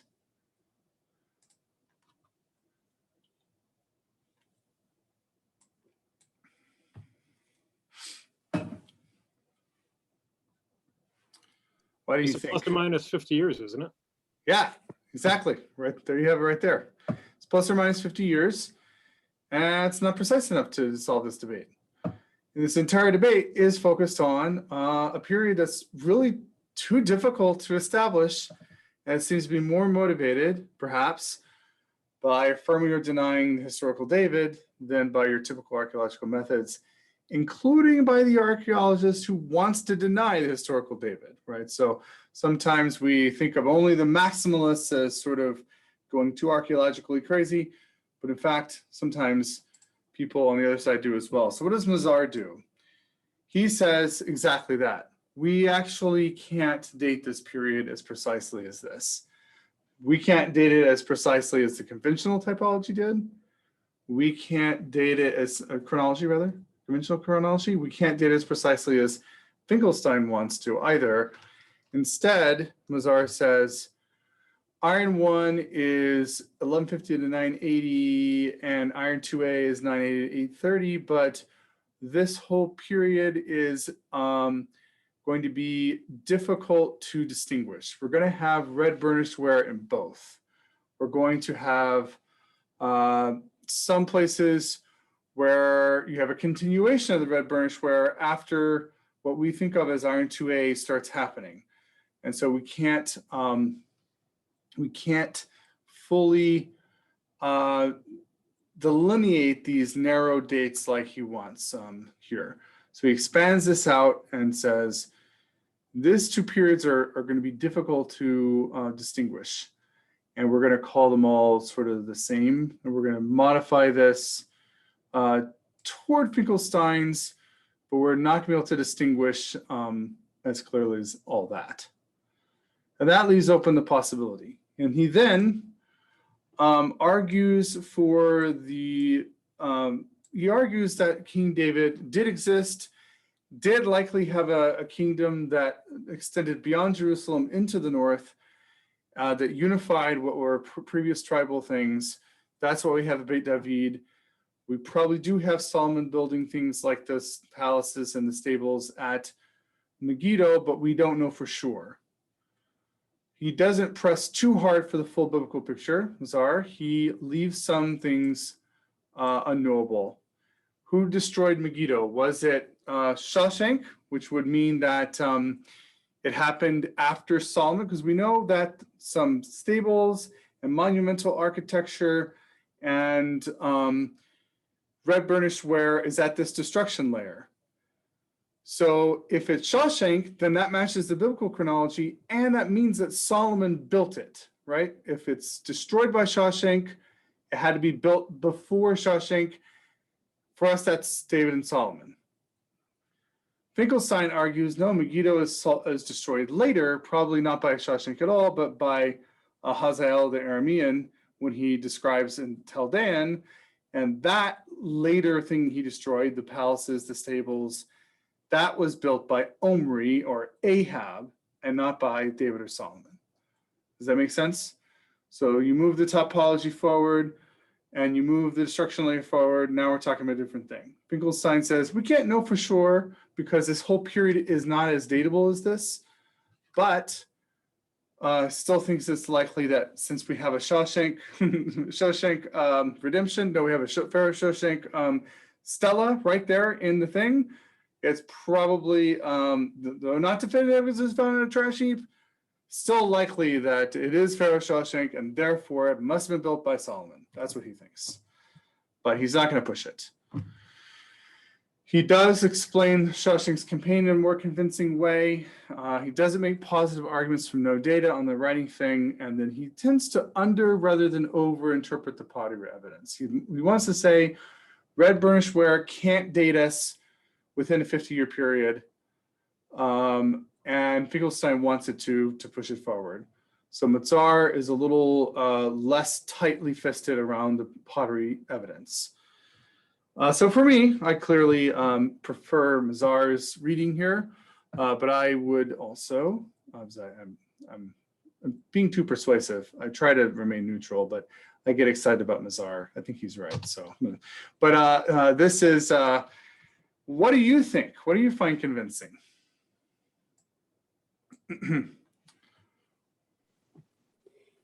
So this, Regina, you know, in listening to you, this thought came to my mind, which I would be interested to hear what you think. Yeah. So, you know, as I'm reading all about the pottery and stuff, I kept thinking, gosh, you know, we buy antiques, right? We buy things that are old, and some people like to furnish their place with antiques. And, you know, I wonder if people back then did that.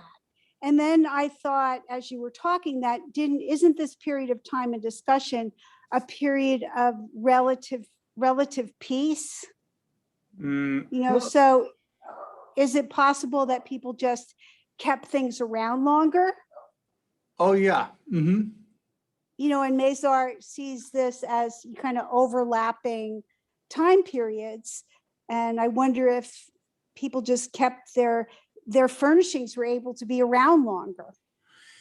Yeah, well, there is that, but at some of these sites, so yes, of course, yeah, and there's some places just, or even are just like, hey, let's just keep on making it this way. Because we're talking about new pots too. So we have like destruction layer, the city seems to have been destroyed, and then we got new pots being made, and they're the same as the old pots. Even if the people that came back to rebuild the city were there 50 years later. Yeah. So that's significant. But yeah, there's always the pottery culture doesn't change super quickly, and people do like old stuff. Certainly, even people building new stuff often have in this period gone back and tried to make it cool by making it like old stuff. Right. Renaissance art was all about, right? So, and that happened in the ancient world as well. Like, hey, this is cool. Let's be like old Babylon, and let's Right. redo our stuff like that. So, yeah, that's always a possibility. Mm-hmm. The only argument that Finkelstein seems to make that I don't see Mazar really fixing, if you will, is did you expect that there would be more archaeological evidence in Jerusalem itself if it was the center of a kingdom? Yes, I think that's a strength of his argument. Yeah, I think that's the strength of his argument. You do have, we don't have a ton of evidence for a massive thing going on in southern Israel during this period, especially in Jerusalem. However, as Mazar points out, his cousin Eilat's Mazar discovery of some of this stuff does seem to indicate there may have been more going on there than we could see. And we also are missing a huge track of evidence that could be there that's under the mosque. So it's hard to know for sure on that. But yeah, I think and that's why Finkelstein is particularly grumpy about Eilat Mazar's finds in Jerusalem. He dates them all extremely late, over and against most archaeologists, even those who were pretty grudging about her doing that in the first place. Yeah. Then doesn't Mazar come back and kind of defend his argument against that and say, well, what about the charismatic personality, you know, and wasn't there someone similar to David in another place that didn't have such a big kingdom either? Yeah. He does point to that. This is interesting. It's always hard. I never know what to make of those kinds of arguments because they're so like they're arguing by analogy of something we do have in the record to sort of say it could be, you know, something we don't have in the record. But yeah, we do definitely have. He does say that we've got this example of someone, I can't think of his name suddenly. Labish or labor. Labaya, I think, Labaya of Labaya. the Apiru. The Apiru are these sort of roaming Canaanite group. Some folks have taken them to be early Hebrews that are you know, they're not part of the city-state structure in the late Bronze Age, but this guy developed a reputation for his basically going around and collecting tribute from various city-states, even while and commanding a large army, even while Pharaoh was technically over the region. So, yeah. So if he could do it by force of personality and charisma, why not David? You know. Is the idea. But doesn't Mazar do a lot of things by analogy? I mean, he seems to do more things by analogy. Like I found this here and then there was something like this there. So. Well, I think his archaeological evidence is typically under the realm of rigorous archaeological comparison. Okay. But sometimes his historical arguments rely a little more on analogy, and Finkelstein would never do that. Yeah. Yeah. He's an archaeologist. I like his archaeology a little bit more than I like his history. Okay. But he's so he's pulling all the stops on that. Yeah. Yeah. And you know, I think for me the other thing is the biblical record. We always have to try to like, okay, what's the data? How can we date it outside the historical record and so on? But then you start to contemplate, what is it that we have in the Bible? Certainly, there are aspects of the David stories that are edited, that are woven together. I could show you, we could do a text critical class on Samuel, and I could show you exactly how the Septuagint relies on a different ordering of the book of Samuel than the Masoretic text does. And, you know, like, it's definitely a compilation of various things. And some aspects of David are cleaned up a bit, some are not. Chronicles cleans up David even more. We have like a, you know, story building. It's not as the relationship between historical kernel and legend, though, in the case of David, to my mind, seems different than something like King Arthur, which is what Finkelstein compares David to. King Arthur, you know, may have existed, and we don't know much about him, but almost everything we know about him is very legendary in sort of a fantastical way, which is wonderful and beautiful. Knights of the Round Table, the Grail, the Merlin, and so on. Do these people exist?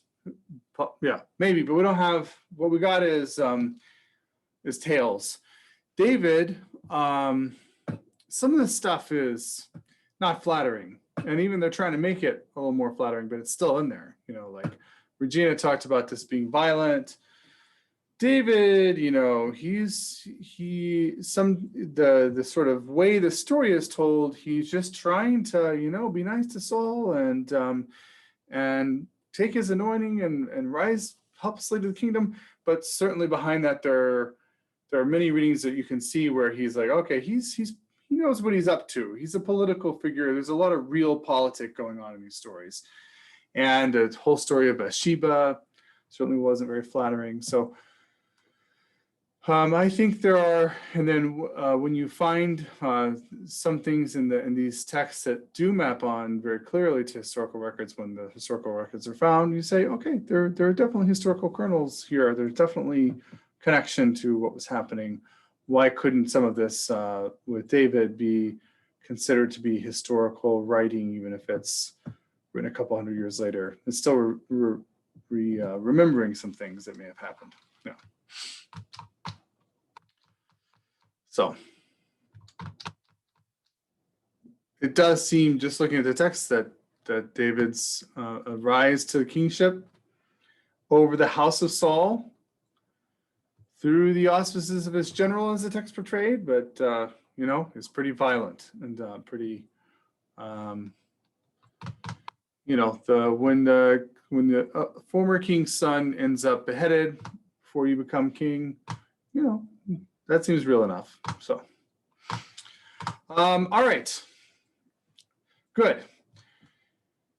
So much for that. I wanted to take a minute and look at an excavation report that'll actually clarify things even more.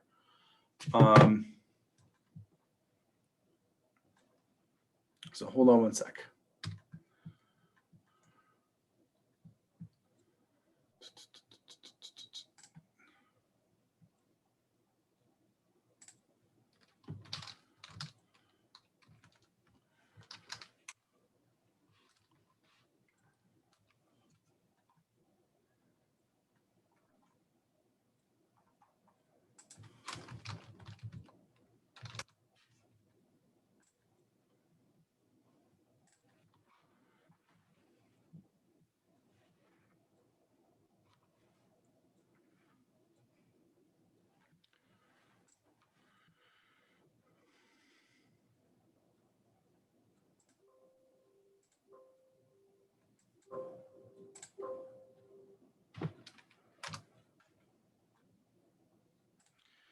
Okay, so when you write your final paper, you're going to look at this as well as maybe a couple other things, but this is your main one.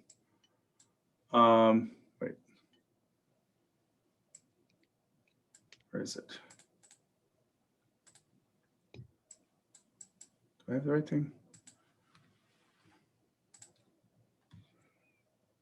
Okay. You're going to look at this and you're going to use it to help you make your final argument about this very issue we've been talking about. So here is what an excavation site report looks like. All right, this is one on Megiddo that we've been talking about. And this is put out by UCOI. And it's the final report on stratum 6 excavations. This is the stratum right before the one that is at issue. This is the one that would have been that may have been destroyed by Pharaoh Shawshank.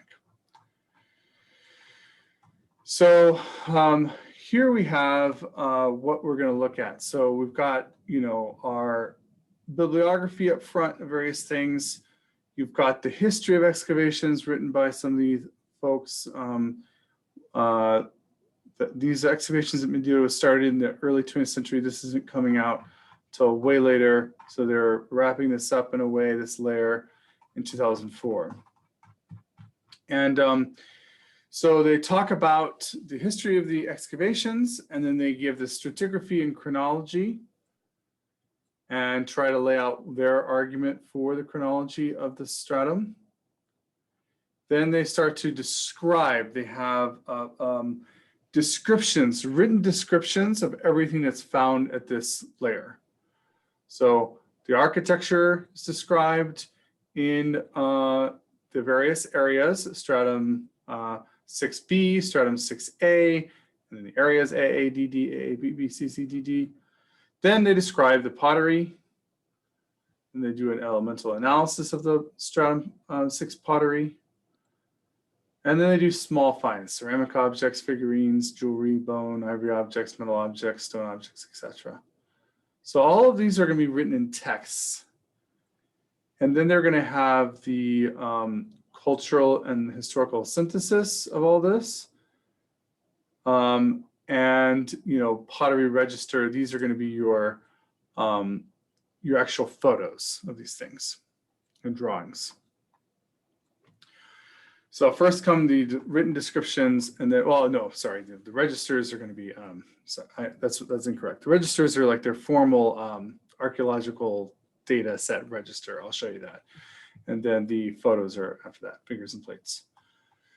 So this is how something like this is organized. And if you want to use something like this, what you don't do, unless you just want to do this before bed for your own pleasure, is you don't open it and say, okay, I'm going to write a paper that's going to incorporate evidence from this layer of this archaeological dig. So I'm going to read 368 pages cover to cover. You don't have to do that, of course. You go to what you want to learn about. For us, you're going to go, really importantly, will be page 7, stratigraphy and chronology. So we'll go down there and take a look at page 7 and see what they're saying. And remember, these archaeologists, all they care about is their own analysis of the site for the site's own sake. So when you're talking about archaeology in the Bible, when you have a couple archaeologists like Finkelstein and Mazar, who are both interested in their own sites that they dig up, because they're archaeologists and they dig their own sites, but they're also spending a great deal of time arguing about the entire big picture and how it relates to the Bible. They're very interested in that question. Whereas these folks at U of C are not writing that kind of work. They're not biblical historians. They're just archaeologists digging up this site. They're aware of these debates, but they're really just trying to do their best job at being rigorous on their particular site. So their perspective can be very helpful on this.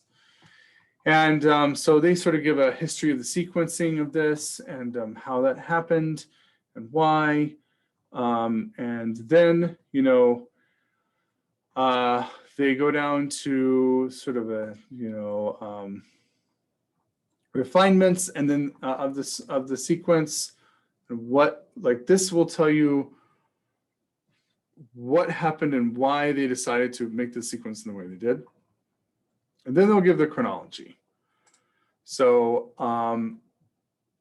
this is where they're going to get into where does this map onto history. And here we're going to have a conversation about Sheshonq I in 925 BC, with Solomon, 1 Kings 9:15, and so on. So they're going to go into this. They're going to mention Finkelstein Mazar's various publications on this, and they're going to give their own opinion on the excavation and why it maps and how it maps onto that site. So it's going to be a bigger picture. They're gonna put 6 at 1150 to 1100, which isn't really going to help anyone. So that's very interesting. And then if you want to read some bits about the architecture, this is all there. I also love to scroll down here, the register where they actually put, this is how they register each item that they find. Class, blade knife, material, bronze, number, locus, square, illustration, publications, OIM number, and notes. This is your register, so you can have a comprehensive register of everything that's found on the site. And as I'm not a person who reads registers, I like going to the charts. So here's your topographic map of Megiddo, your plan of Megiddo with excavation areas on it, your final report on the excavations. So for stratum 6, the structures that they found at this level, and then area by area, what they find there. So that can be very helpful just for a bird's eye view of the whole thing. And then you can get the photos of what we're talking about, the structures of the buildings, all the architectural photos, and so on. And then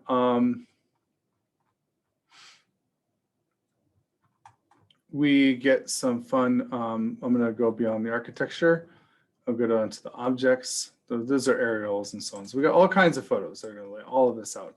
You can really get a real good feel for this whole thing. And we've got burials here. That's fun. And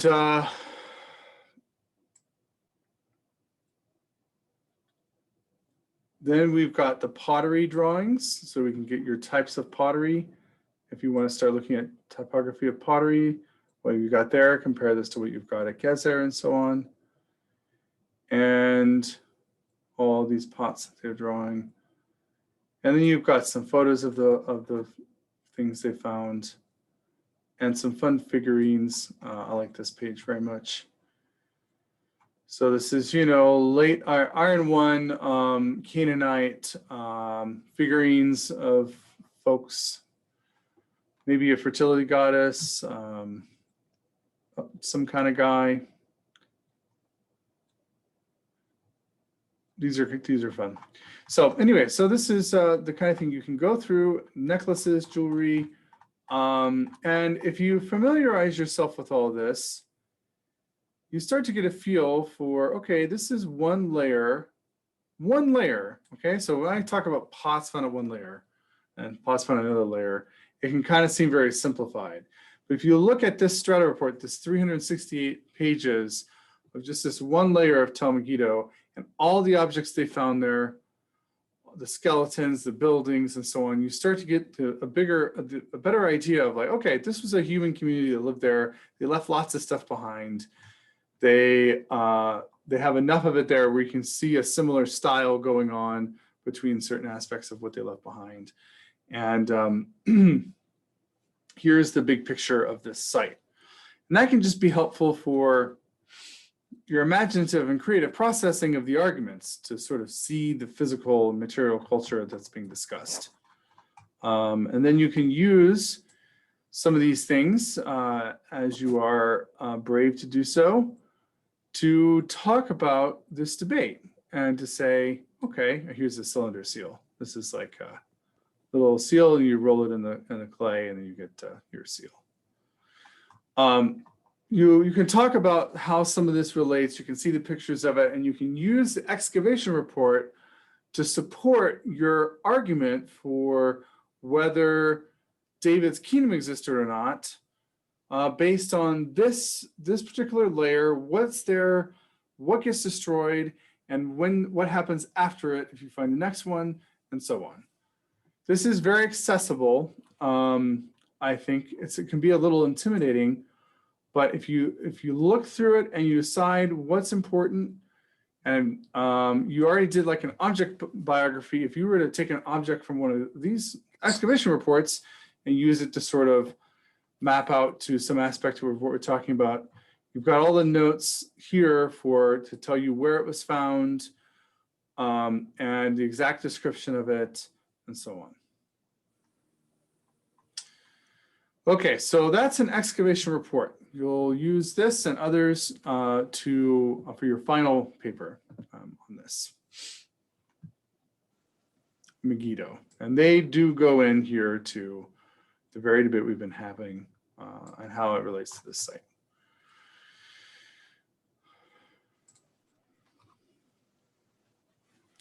Important for all this discussion as well, or another set of readings you did, which is on the other polities that come up around Israel, which I had you read about in a couple of articles,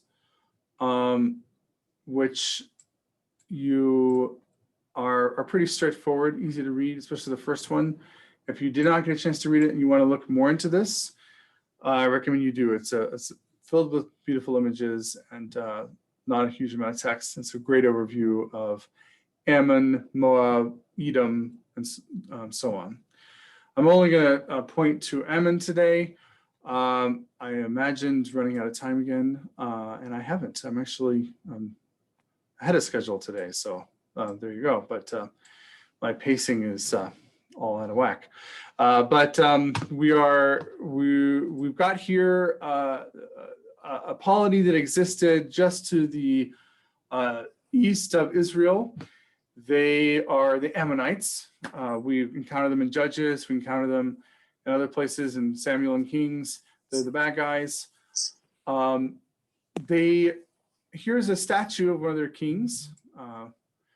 He seems friendly enough. The hollow eyes would have been filled out with some kind of stones. And they're right over here. Ammon is to the north east of Israel or Jerusalem, whereas Moab is a little further over. Ammon is in modern day Ammon, as is Moab. And we're gonna next summer be St. Bernard's. We're gonna go over to Dagon and Moab, as I keep saying, and I will keep saying, so much will come. Ammon has this beautiful citadel there, where you've got the Ammonite citadel. It's pictures of that in the article, and they have a one god, Milchon, which means something like to rule. It's from the root MLK, which is Hebrew melech, or that is in all kinds of names as well. Abimelech, my father is king, Abimelech. So this is the same sort of name. They have an inscription called the Der Allah inscription, which is a marvelous inscription that maybe I should have had you read, but it is painted on a wall of a cave in Ammon, and it is written in Ammonite, but kind of. It's very difficult actually for people to completely distinguish the Der Allah inscription from inscriptional Hebrew. It's so close that people argue over one or two sort of things that you could maybe distinguish it and make it Ammonite, because it's definitely found in Ammonite place and identifies as Ammonite, but it's extremely similar. If it was found in Israel, you wouldn't bat an eye and say it was Hebrew. So it's very close. Sometimes I list this as one of the languages I know, and people are impressed, but really there are like 3 inscriptions written in Ammonite, which you translate when you learn these things, but there is not a lot of difference between Ammonite and Hebrew. This is one of them though, and it's really cool because here on a wall dating from, the 8th century, we have a mention of Balaam, son of Beor, just on a wall in an Ammonite cave. Balaam, the prophet, he's called a prophet on the cave wall too, one of the weirdest figures in the Old Testament, who is a prophet who's not a part of Israel. He's not portrayed as a part of Israel, not portrayed as an Ammonite, but he's not portrayed as a part of Israel in Numbers, who the angel of the Lord appears and says, hey, I want you to go bless Israel as they make their way through this region, which is that region where we're at, where this cave is. And he says, no, I don't think I will. No. Sorry. I get this all reversed. I'm a terrible Bible scholar. Someone comes and asks him to, the king comes and asks him to curse Israel. And he says, okay. So he gets on his donkey. He's on his way. The donkey stops. He won't move forward. He's like beating the donkey. And the donkey says, what's up? Why are you beating me? Can't you see there's an angel that's trying to kill you? And so then Balaam's like, don't kill me, angel. And then the angel says, okay, go ahead, but you're going to bless Israel. You're not going to curse them. So then there's this whole sequence where he's trying to, the king's trying to get him to curse Israel, and he kind of keeps blessing them. It's very strange. There's a lot of poems involved. A very old tradition, and it's fun when you have a really old tradition in Numbers, and you can say, based on how weird this is and how weird the Hebrew is, this seems like it's an ancient thing that is weird and ancient. And then suddenly you find an inscription on a cave that also knows this guy Balaam. Really confirms how ancient the tradition is and how widely known. So that's pretty fun. That's the Der Allah inscription, where you've got Balaam, son of Beor. Regina.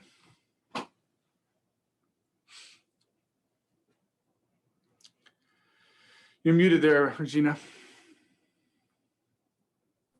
So my question just goes back to the report you showed before. Yeah. There are so many things that people find, but we talk about the pottery. Yeah. Can you say that? Why?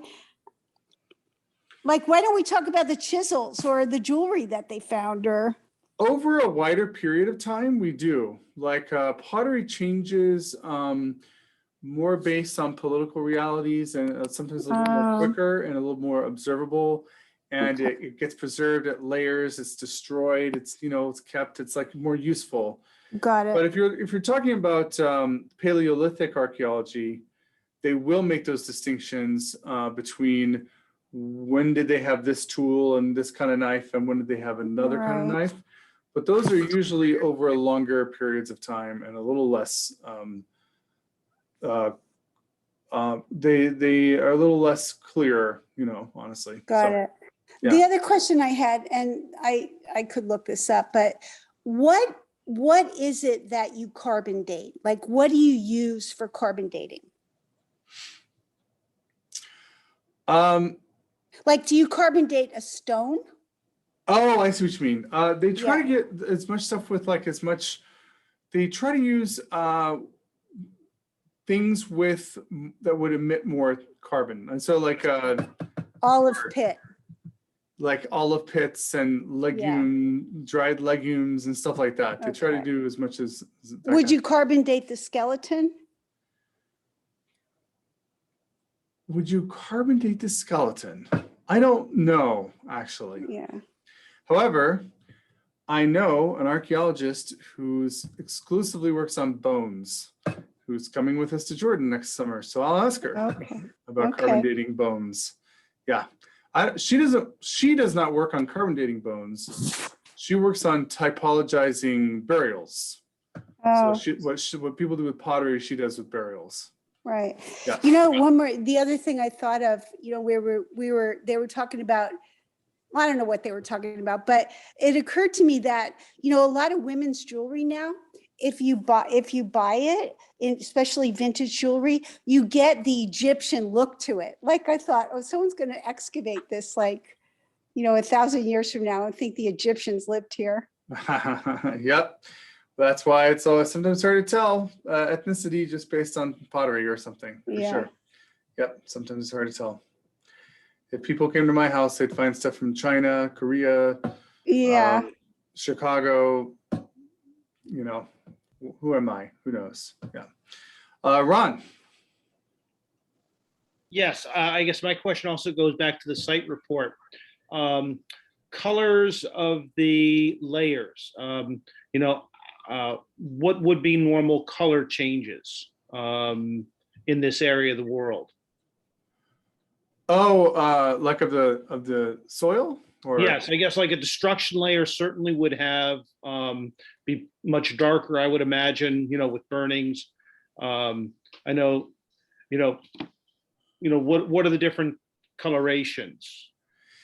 that I don't know. So let me Okay, all right, okay. I'm gonna make a list for myself of things I don't know. This is a night for me to. I'm connecting this with what I know in the Southwest and in the East Coast with Oh yeah. photography. And I know it's very different in even the you know, what the soil touches, you know, in El Paso area versus in New York. And how big are these layers that we're talking, like a destruction layer? That could be like 2 or 3 meters, correct? Yeah. Mhm. Yeah. And then occupation levels might be a meter or so, or Yep, that's about what I would have said. Yep. is that Mhm. about? Okay. Yep. Thank you. Yeah, my pleasure. I made a list. I've got soil coloring, luminescence dating, and radiocarbon dating bones. That's things I don't know about. The bones, would that be more of a problem now?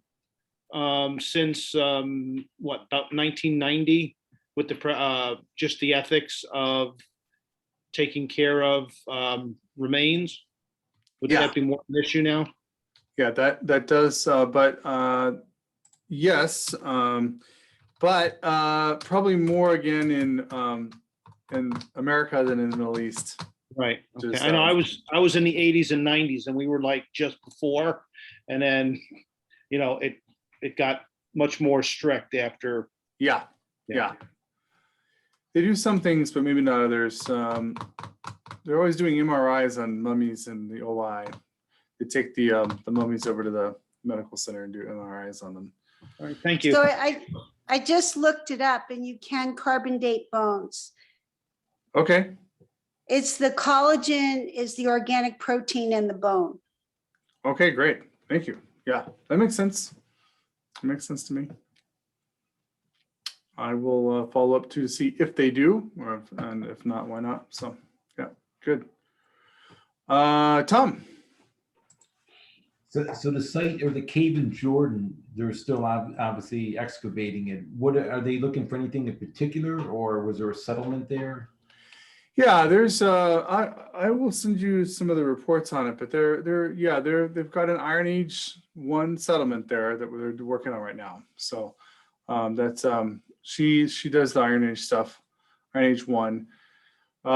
She found a site in closer to Amman in the north with one of the 4-room houses.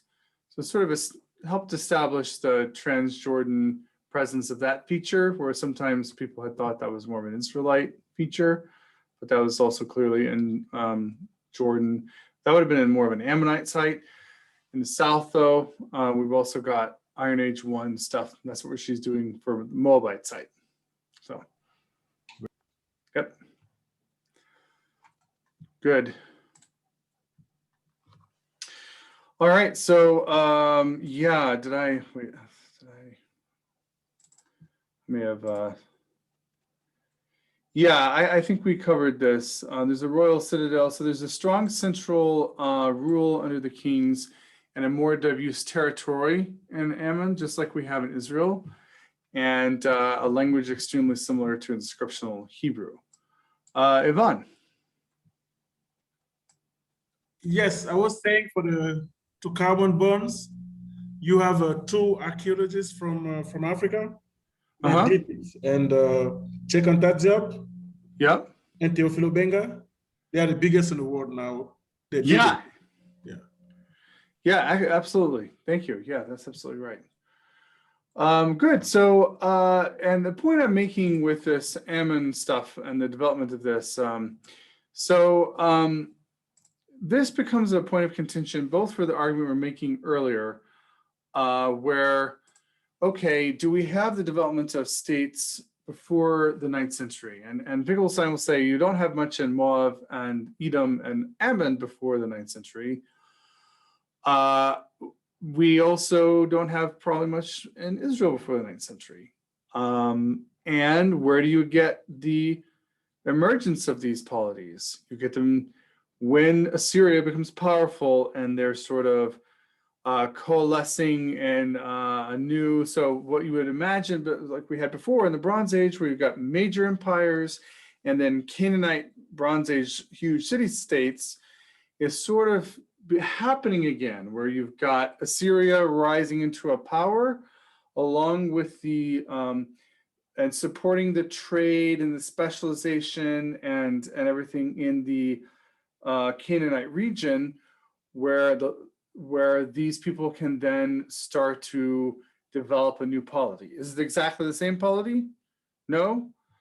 And actually, I'm not sure if he's right about that for that reason. What we have is not these city-states that were vassals to Assyria. In fact, these are states that conceive of themselves as states with their own trade routes, and they often coalesce against Assyria. And they, and again, because we don't have a power of keeping records, it's also not clear if Ammon, Edom, and Moab develop their polities in the 10th century or not. You know, they're certainly not huge polities in any of these places because we don't have huge polities leaving stuff behind. But it's possible that they're big enough that they have kings, that they have kings with a strong centralized rule over a diffuse area. That's what we definitely have in the 9th century, which is different than the Canaanite city-state where you have a king over a city-state and maybe the areas just immediately around the city-state. Here we have a broader area controlled by a capital city. And at the same time, each of these places seem to have a major god. And interestingly, in a place like Ammon, where you've got Milchom, you at the same time have a bunch of names of people with the theophoric element of El. The name El is in all their names. And sometimes people have said, well, they didn't have just one god, like a national deity, like Yahweh's a national deity, because they have the El names. But you say, so does Israel, right? Israel is an El name, actually. That's it's got the same name in it, El. So what we have is a mirror example of a country across the way that has one deity that they worship, the rise of a king, and a dynasty over a diffuse area, and the mention of Balaam, the prophet. So the Ammonites and the Israelites very closely related, while in their rise and who they are, while also being dire enemies. Because like I said with the Samaritans later on, the people that often become your worst enemies are the ones who are actually most like you, until an empire like Assyria comes along and crushes you all. Same thing is true of Moab. They have one god, Chemosh, who conceives of himself as opposed to the Israelite god Yahweh, just as Moab is opposed to Israel. And they also have a king that rules over their area. So it's the similar polities, similar deity worship in each of these regions. And this should not trouble anyone. If you know the Bible,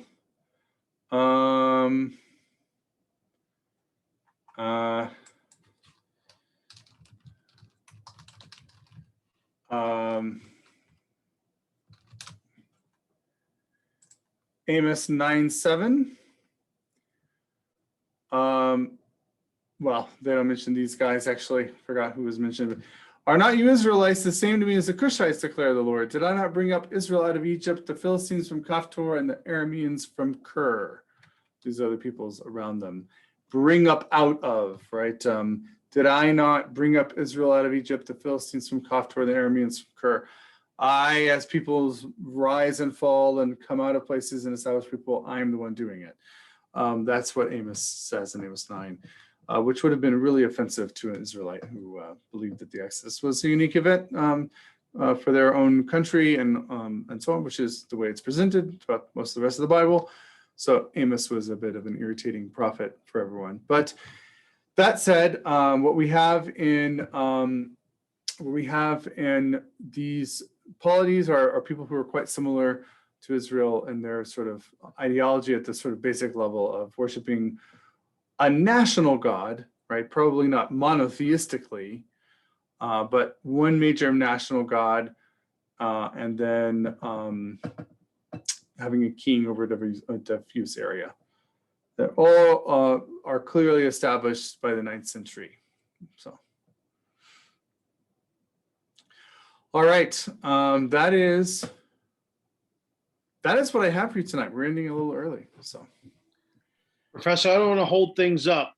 Oh, no, ask away. I didn't see your hand. In the destruction sites, we've been seeing a lot of the pictures of idols that are they look old to me. I don't know if they are or not. Do we find a lot of the sites where we're considering Israel would have come in and taken over, destroying, or do we see a lot of wrecked idols? No, we don't have that sort of anachronism. I mean, it's hard to say because there's a lot of things that are broken up, but I don't think there's a clear evidence of like a breaking down of idols specifically. Intentions. Yeah. Okay. And you also have, as we'll cover later, a huge proliferation of these very kinds of figurines in Israel. Fertility statues and stuff that's extremely common in this period. Yeah. Despite the biblical injunction, and that's represented in the biblical history, like they didn't actually get rid of them. And as lo and behold, you dig it all up, and they didn't. They didn't. If most people in Edom and Moab were not monotheistic during this period, the 9th century, most people in Israel probably were not monotheistic either. Yeah. They were monolatrists. They had the main God Yahweh, but your average Israelite probably also took care of business with other gods as well. Yeah. Okay, thank you. Yeah, which was not the prophetic tradition, but that's what the prophets are always going on about. So, Regina, did you have another question, or is that? So- Oh yeah, go ahead. Well, yeah, the thought just came to me, is the worship of Yahweh the first God without a statue?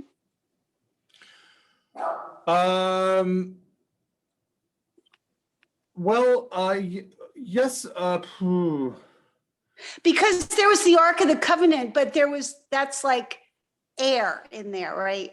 Right. I mean, So it depends on when this actually happened, right? The anachronism. So, yes, in a way, because that's what the biblical tradition, the theological tradition of the Bible, and some of the earliest prophets said this is how it should be, and Right. likely in some instances definitely was. But at the same time, we do have, even in the text, images of Yahweh on Mount Sinai, the bull, the golden calves, God, and then Jeroboam okay. makes the golden calves again.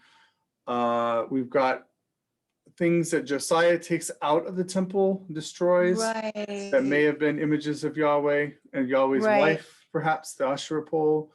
We've got Right. drawings of Yahweh in a cave. I'll show you at Kuntilat Ajrud.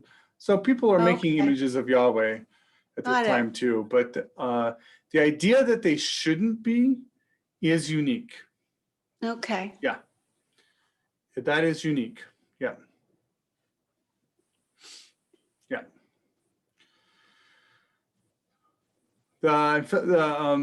Akhenaten did some sort of destroying of God imagery in Egypt several centuries before. He said we ought to only worship the sun. So he went around and had them like smash up a bunch of images of gods throughout all of Egypt, to the chagrin of Egyptologists to this day. But that was a pretty short-lived reform, and he didn't mind portraying the sun everywhere. Even it's a far more simple image, just a sun disk, you know, but it still was an image. Yeah, yeah. Good. Joshua. Yeah. Thinking back to the Baal myth, Yeah. like the way it portrays the gods as like a family and like under Ale.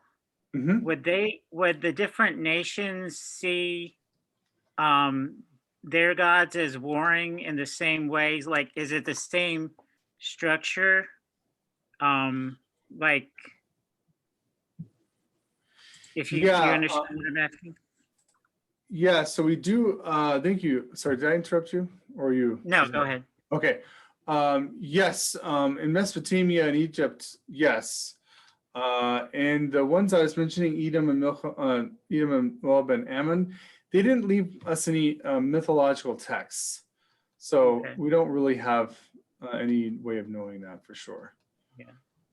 It seems like they may have had something happening there that may be a little bit parallel to what happened with Israel, in that they really focused on one major god, but it seems like they also were by and large not monotheistic, and how they all related to each other is not super clear.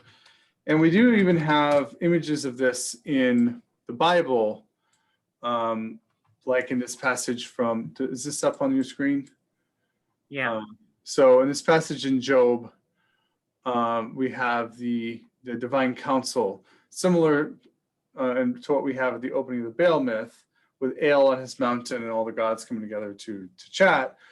We have Job 1:6, one day the heavenly beings, or in Hebrew, the B'nai Elohim, the sons of God, the divine beings, but like, B'nai Elohim, the word Elohim is used there. So the sons of God come to present themselves to, and that very word is used about some of these deities for Ale, right? The sons of Ale. They came to present themselves before the Lord, and the Satan, the accuser, not a name here, despite in RSV's translating it that way. Our Catholic Bible translates it more correctly. One of the few English translations to do this. The Satan, the accuser, also came among them. And the Lord said to the Satan, "Where have you been?" The Satan answered, he said, "Roaming around the earth, patrolling it," and so on. And they have this debate. But the whole setting of this here is the Lord's in heaven, all the sons of God come to present themselves to him, including someone that isn't properly like the Prince of Darkness yet in this particular story. That understanding of Satan hasn't been fully developed yet. But looking back, we can say this nefarious being is there in heaven presenting himself to God. This kind of imagery does seem to rely on that sort of divine counsel. But what's interesting is that there's no conflict beyond the intellectual conflict between Yahweh and the accuser, because he sees that his accusation is fair. The accuser here seems to be acting like something like a district attorney, making sure that there's no crimes that go unreported. And he's saying to the head of the divine beings, Yahweh, "Hey, your servant Job, you think he blessed him because he's righteous, but he's actually righteous because he's rich. And if you take away his wealth, he'll betray you. Right. So the Lord cedes, and off we go to the story of Job. But that image is a picture of how the old Canaanite divine council on the mountain, which could include fully developed under deities who are battling each other, while El is like, oh, you guys let me know when the conflict's over. Here, we have a totally developed idea. The tradition of God as it's developing through Israel has refined to where Yahweh has the B'nai Elohim, but none of them besides the Satan even get named. They're not substantial. There's no real deities. There's no tier 2 deities. There's tier 1 Yahweh and tier 3 everybody else. Eventually we call those angels and demons, but there's no like tier 2 deities. Yeah. And this, by the way, stepping back, this is I'm speaking historically, very historically here, but we as Catholics, we believe that the revelation is revealed in not only throughout Scripture, but through tradition over time in a way that develops doctrine, and in a way that the Catechism calls a divine pedagogy. You know, God teaching humanity who He is in a patient way, and this is what seems to be happening. Something like this. He's not like violently destroying their ancient conceptions of what deity is as a category, but he's bringing them along to where monotheism becomes a full-fledged thing. Is it a full-fledged thing for your average Israelite in the 9th century? Totally not. Absolutely not. But it becomes that way. Yeah. Yeah. I have a quick question, if I Yeah. may. So we're having trouble coming up with archaeological evidence of King Solomon. Do you know, does there happen to be any evidence of the Queen of Sheba by chance? No. Yeah. Thank you. That might be a legend. Yeah. Okay. But yeah, it might not. But yeah, there's no, yeah. Thanks for clarifying. Yeah, yeah. Yeah. I guess, Professor, I guess that would leads me to think about in Ethiopia. Yeah. I don't know, any comments on that? Yeah, I mean, the Shiva is probably somewhere in Ethiopia, so that's not a and the youth and the Ge'ez community in Ethiopia will definitely tell you that it is, and there's the Queen of Sheba, and that's why the Ark of the Covenant goes there. There's a whole tradition around that, but in terms of locating such a person in the ancient world, we don't have another mention of her. I'm outside of the Bible that I'm aware of. Yeah. Yeah. Yeah. Yeah, if we're going to find the Ark of the Covenant, straight to Ethiopia.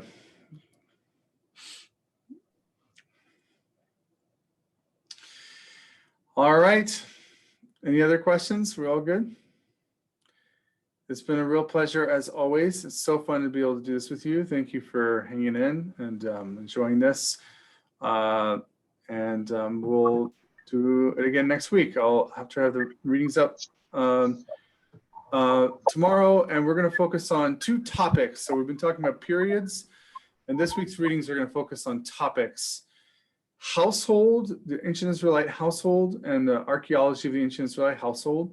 This is where we try to get sort of our fingers and eyes around sort of, hey, what was it like to just be an ancient Israelite person around the time of the prophet Amos, who was a real person, definitely. Then, okay, so what does that look like? What's the tangible touch, taste, see, handle part of being an ancient Israelite? Now, what's it like to be an ancient Israelite family? And then we'll talk about literacy and writing and when that would have developed and how it changed things, when Hebrew became Hebrew, which is actually the bigger question on the Mosaic authorship of the Pentateuch than the sources or not. It's like we've got a language that doesn't exist in the in 1300 that does exist later on. So we'll talk about all that developments of Hebrew and writing next week as well, and literacy.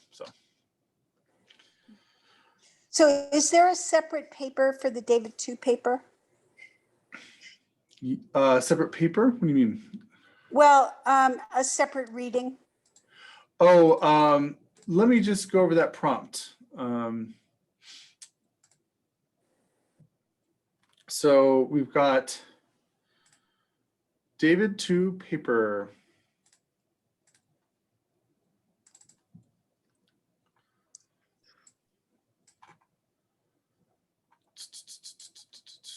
On this one, I want you to summarize the debate between Finkelstein and Mazar on the dating of finds at Megiddo, Hatzor, and Gezer.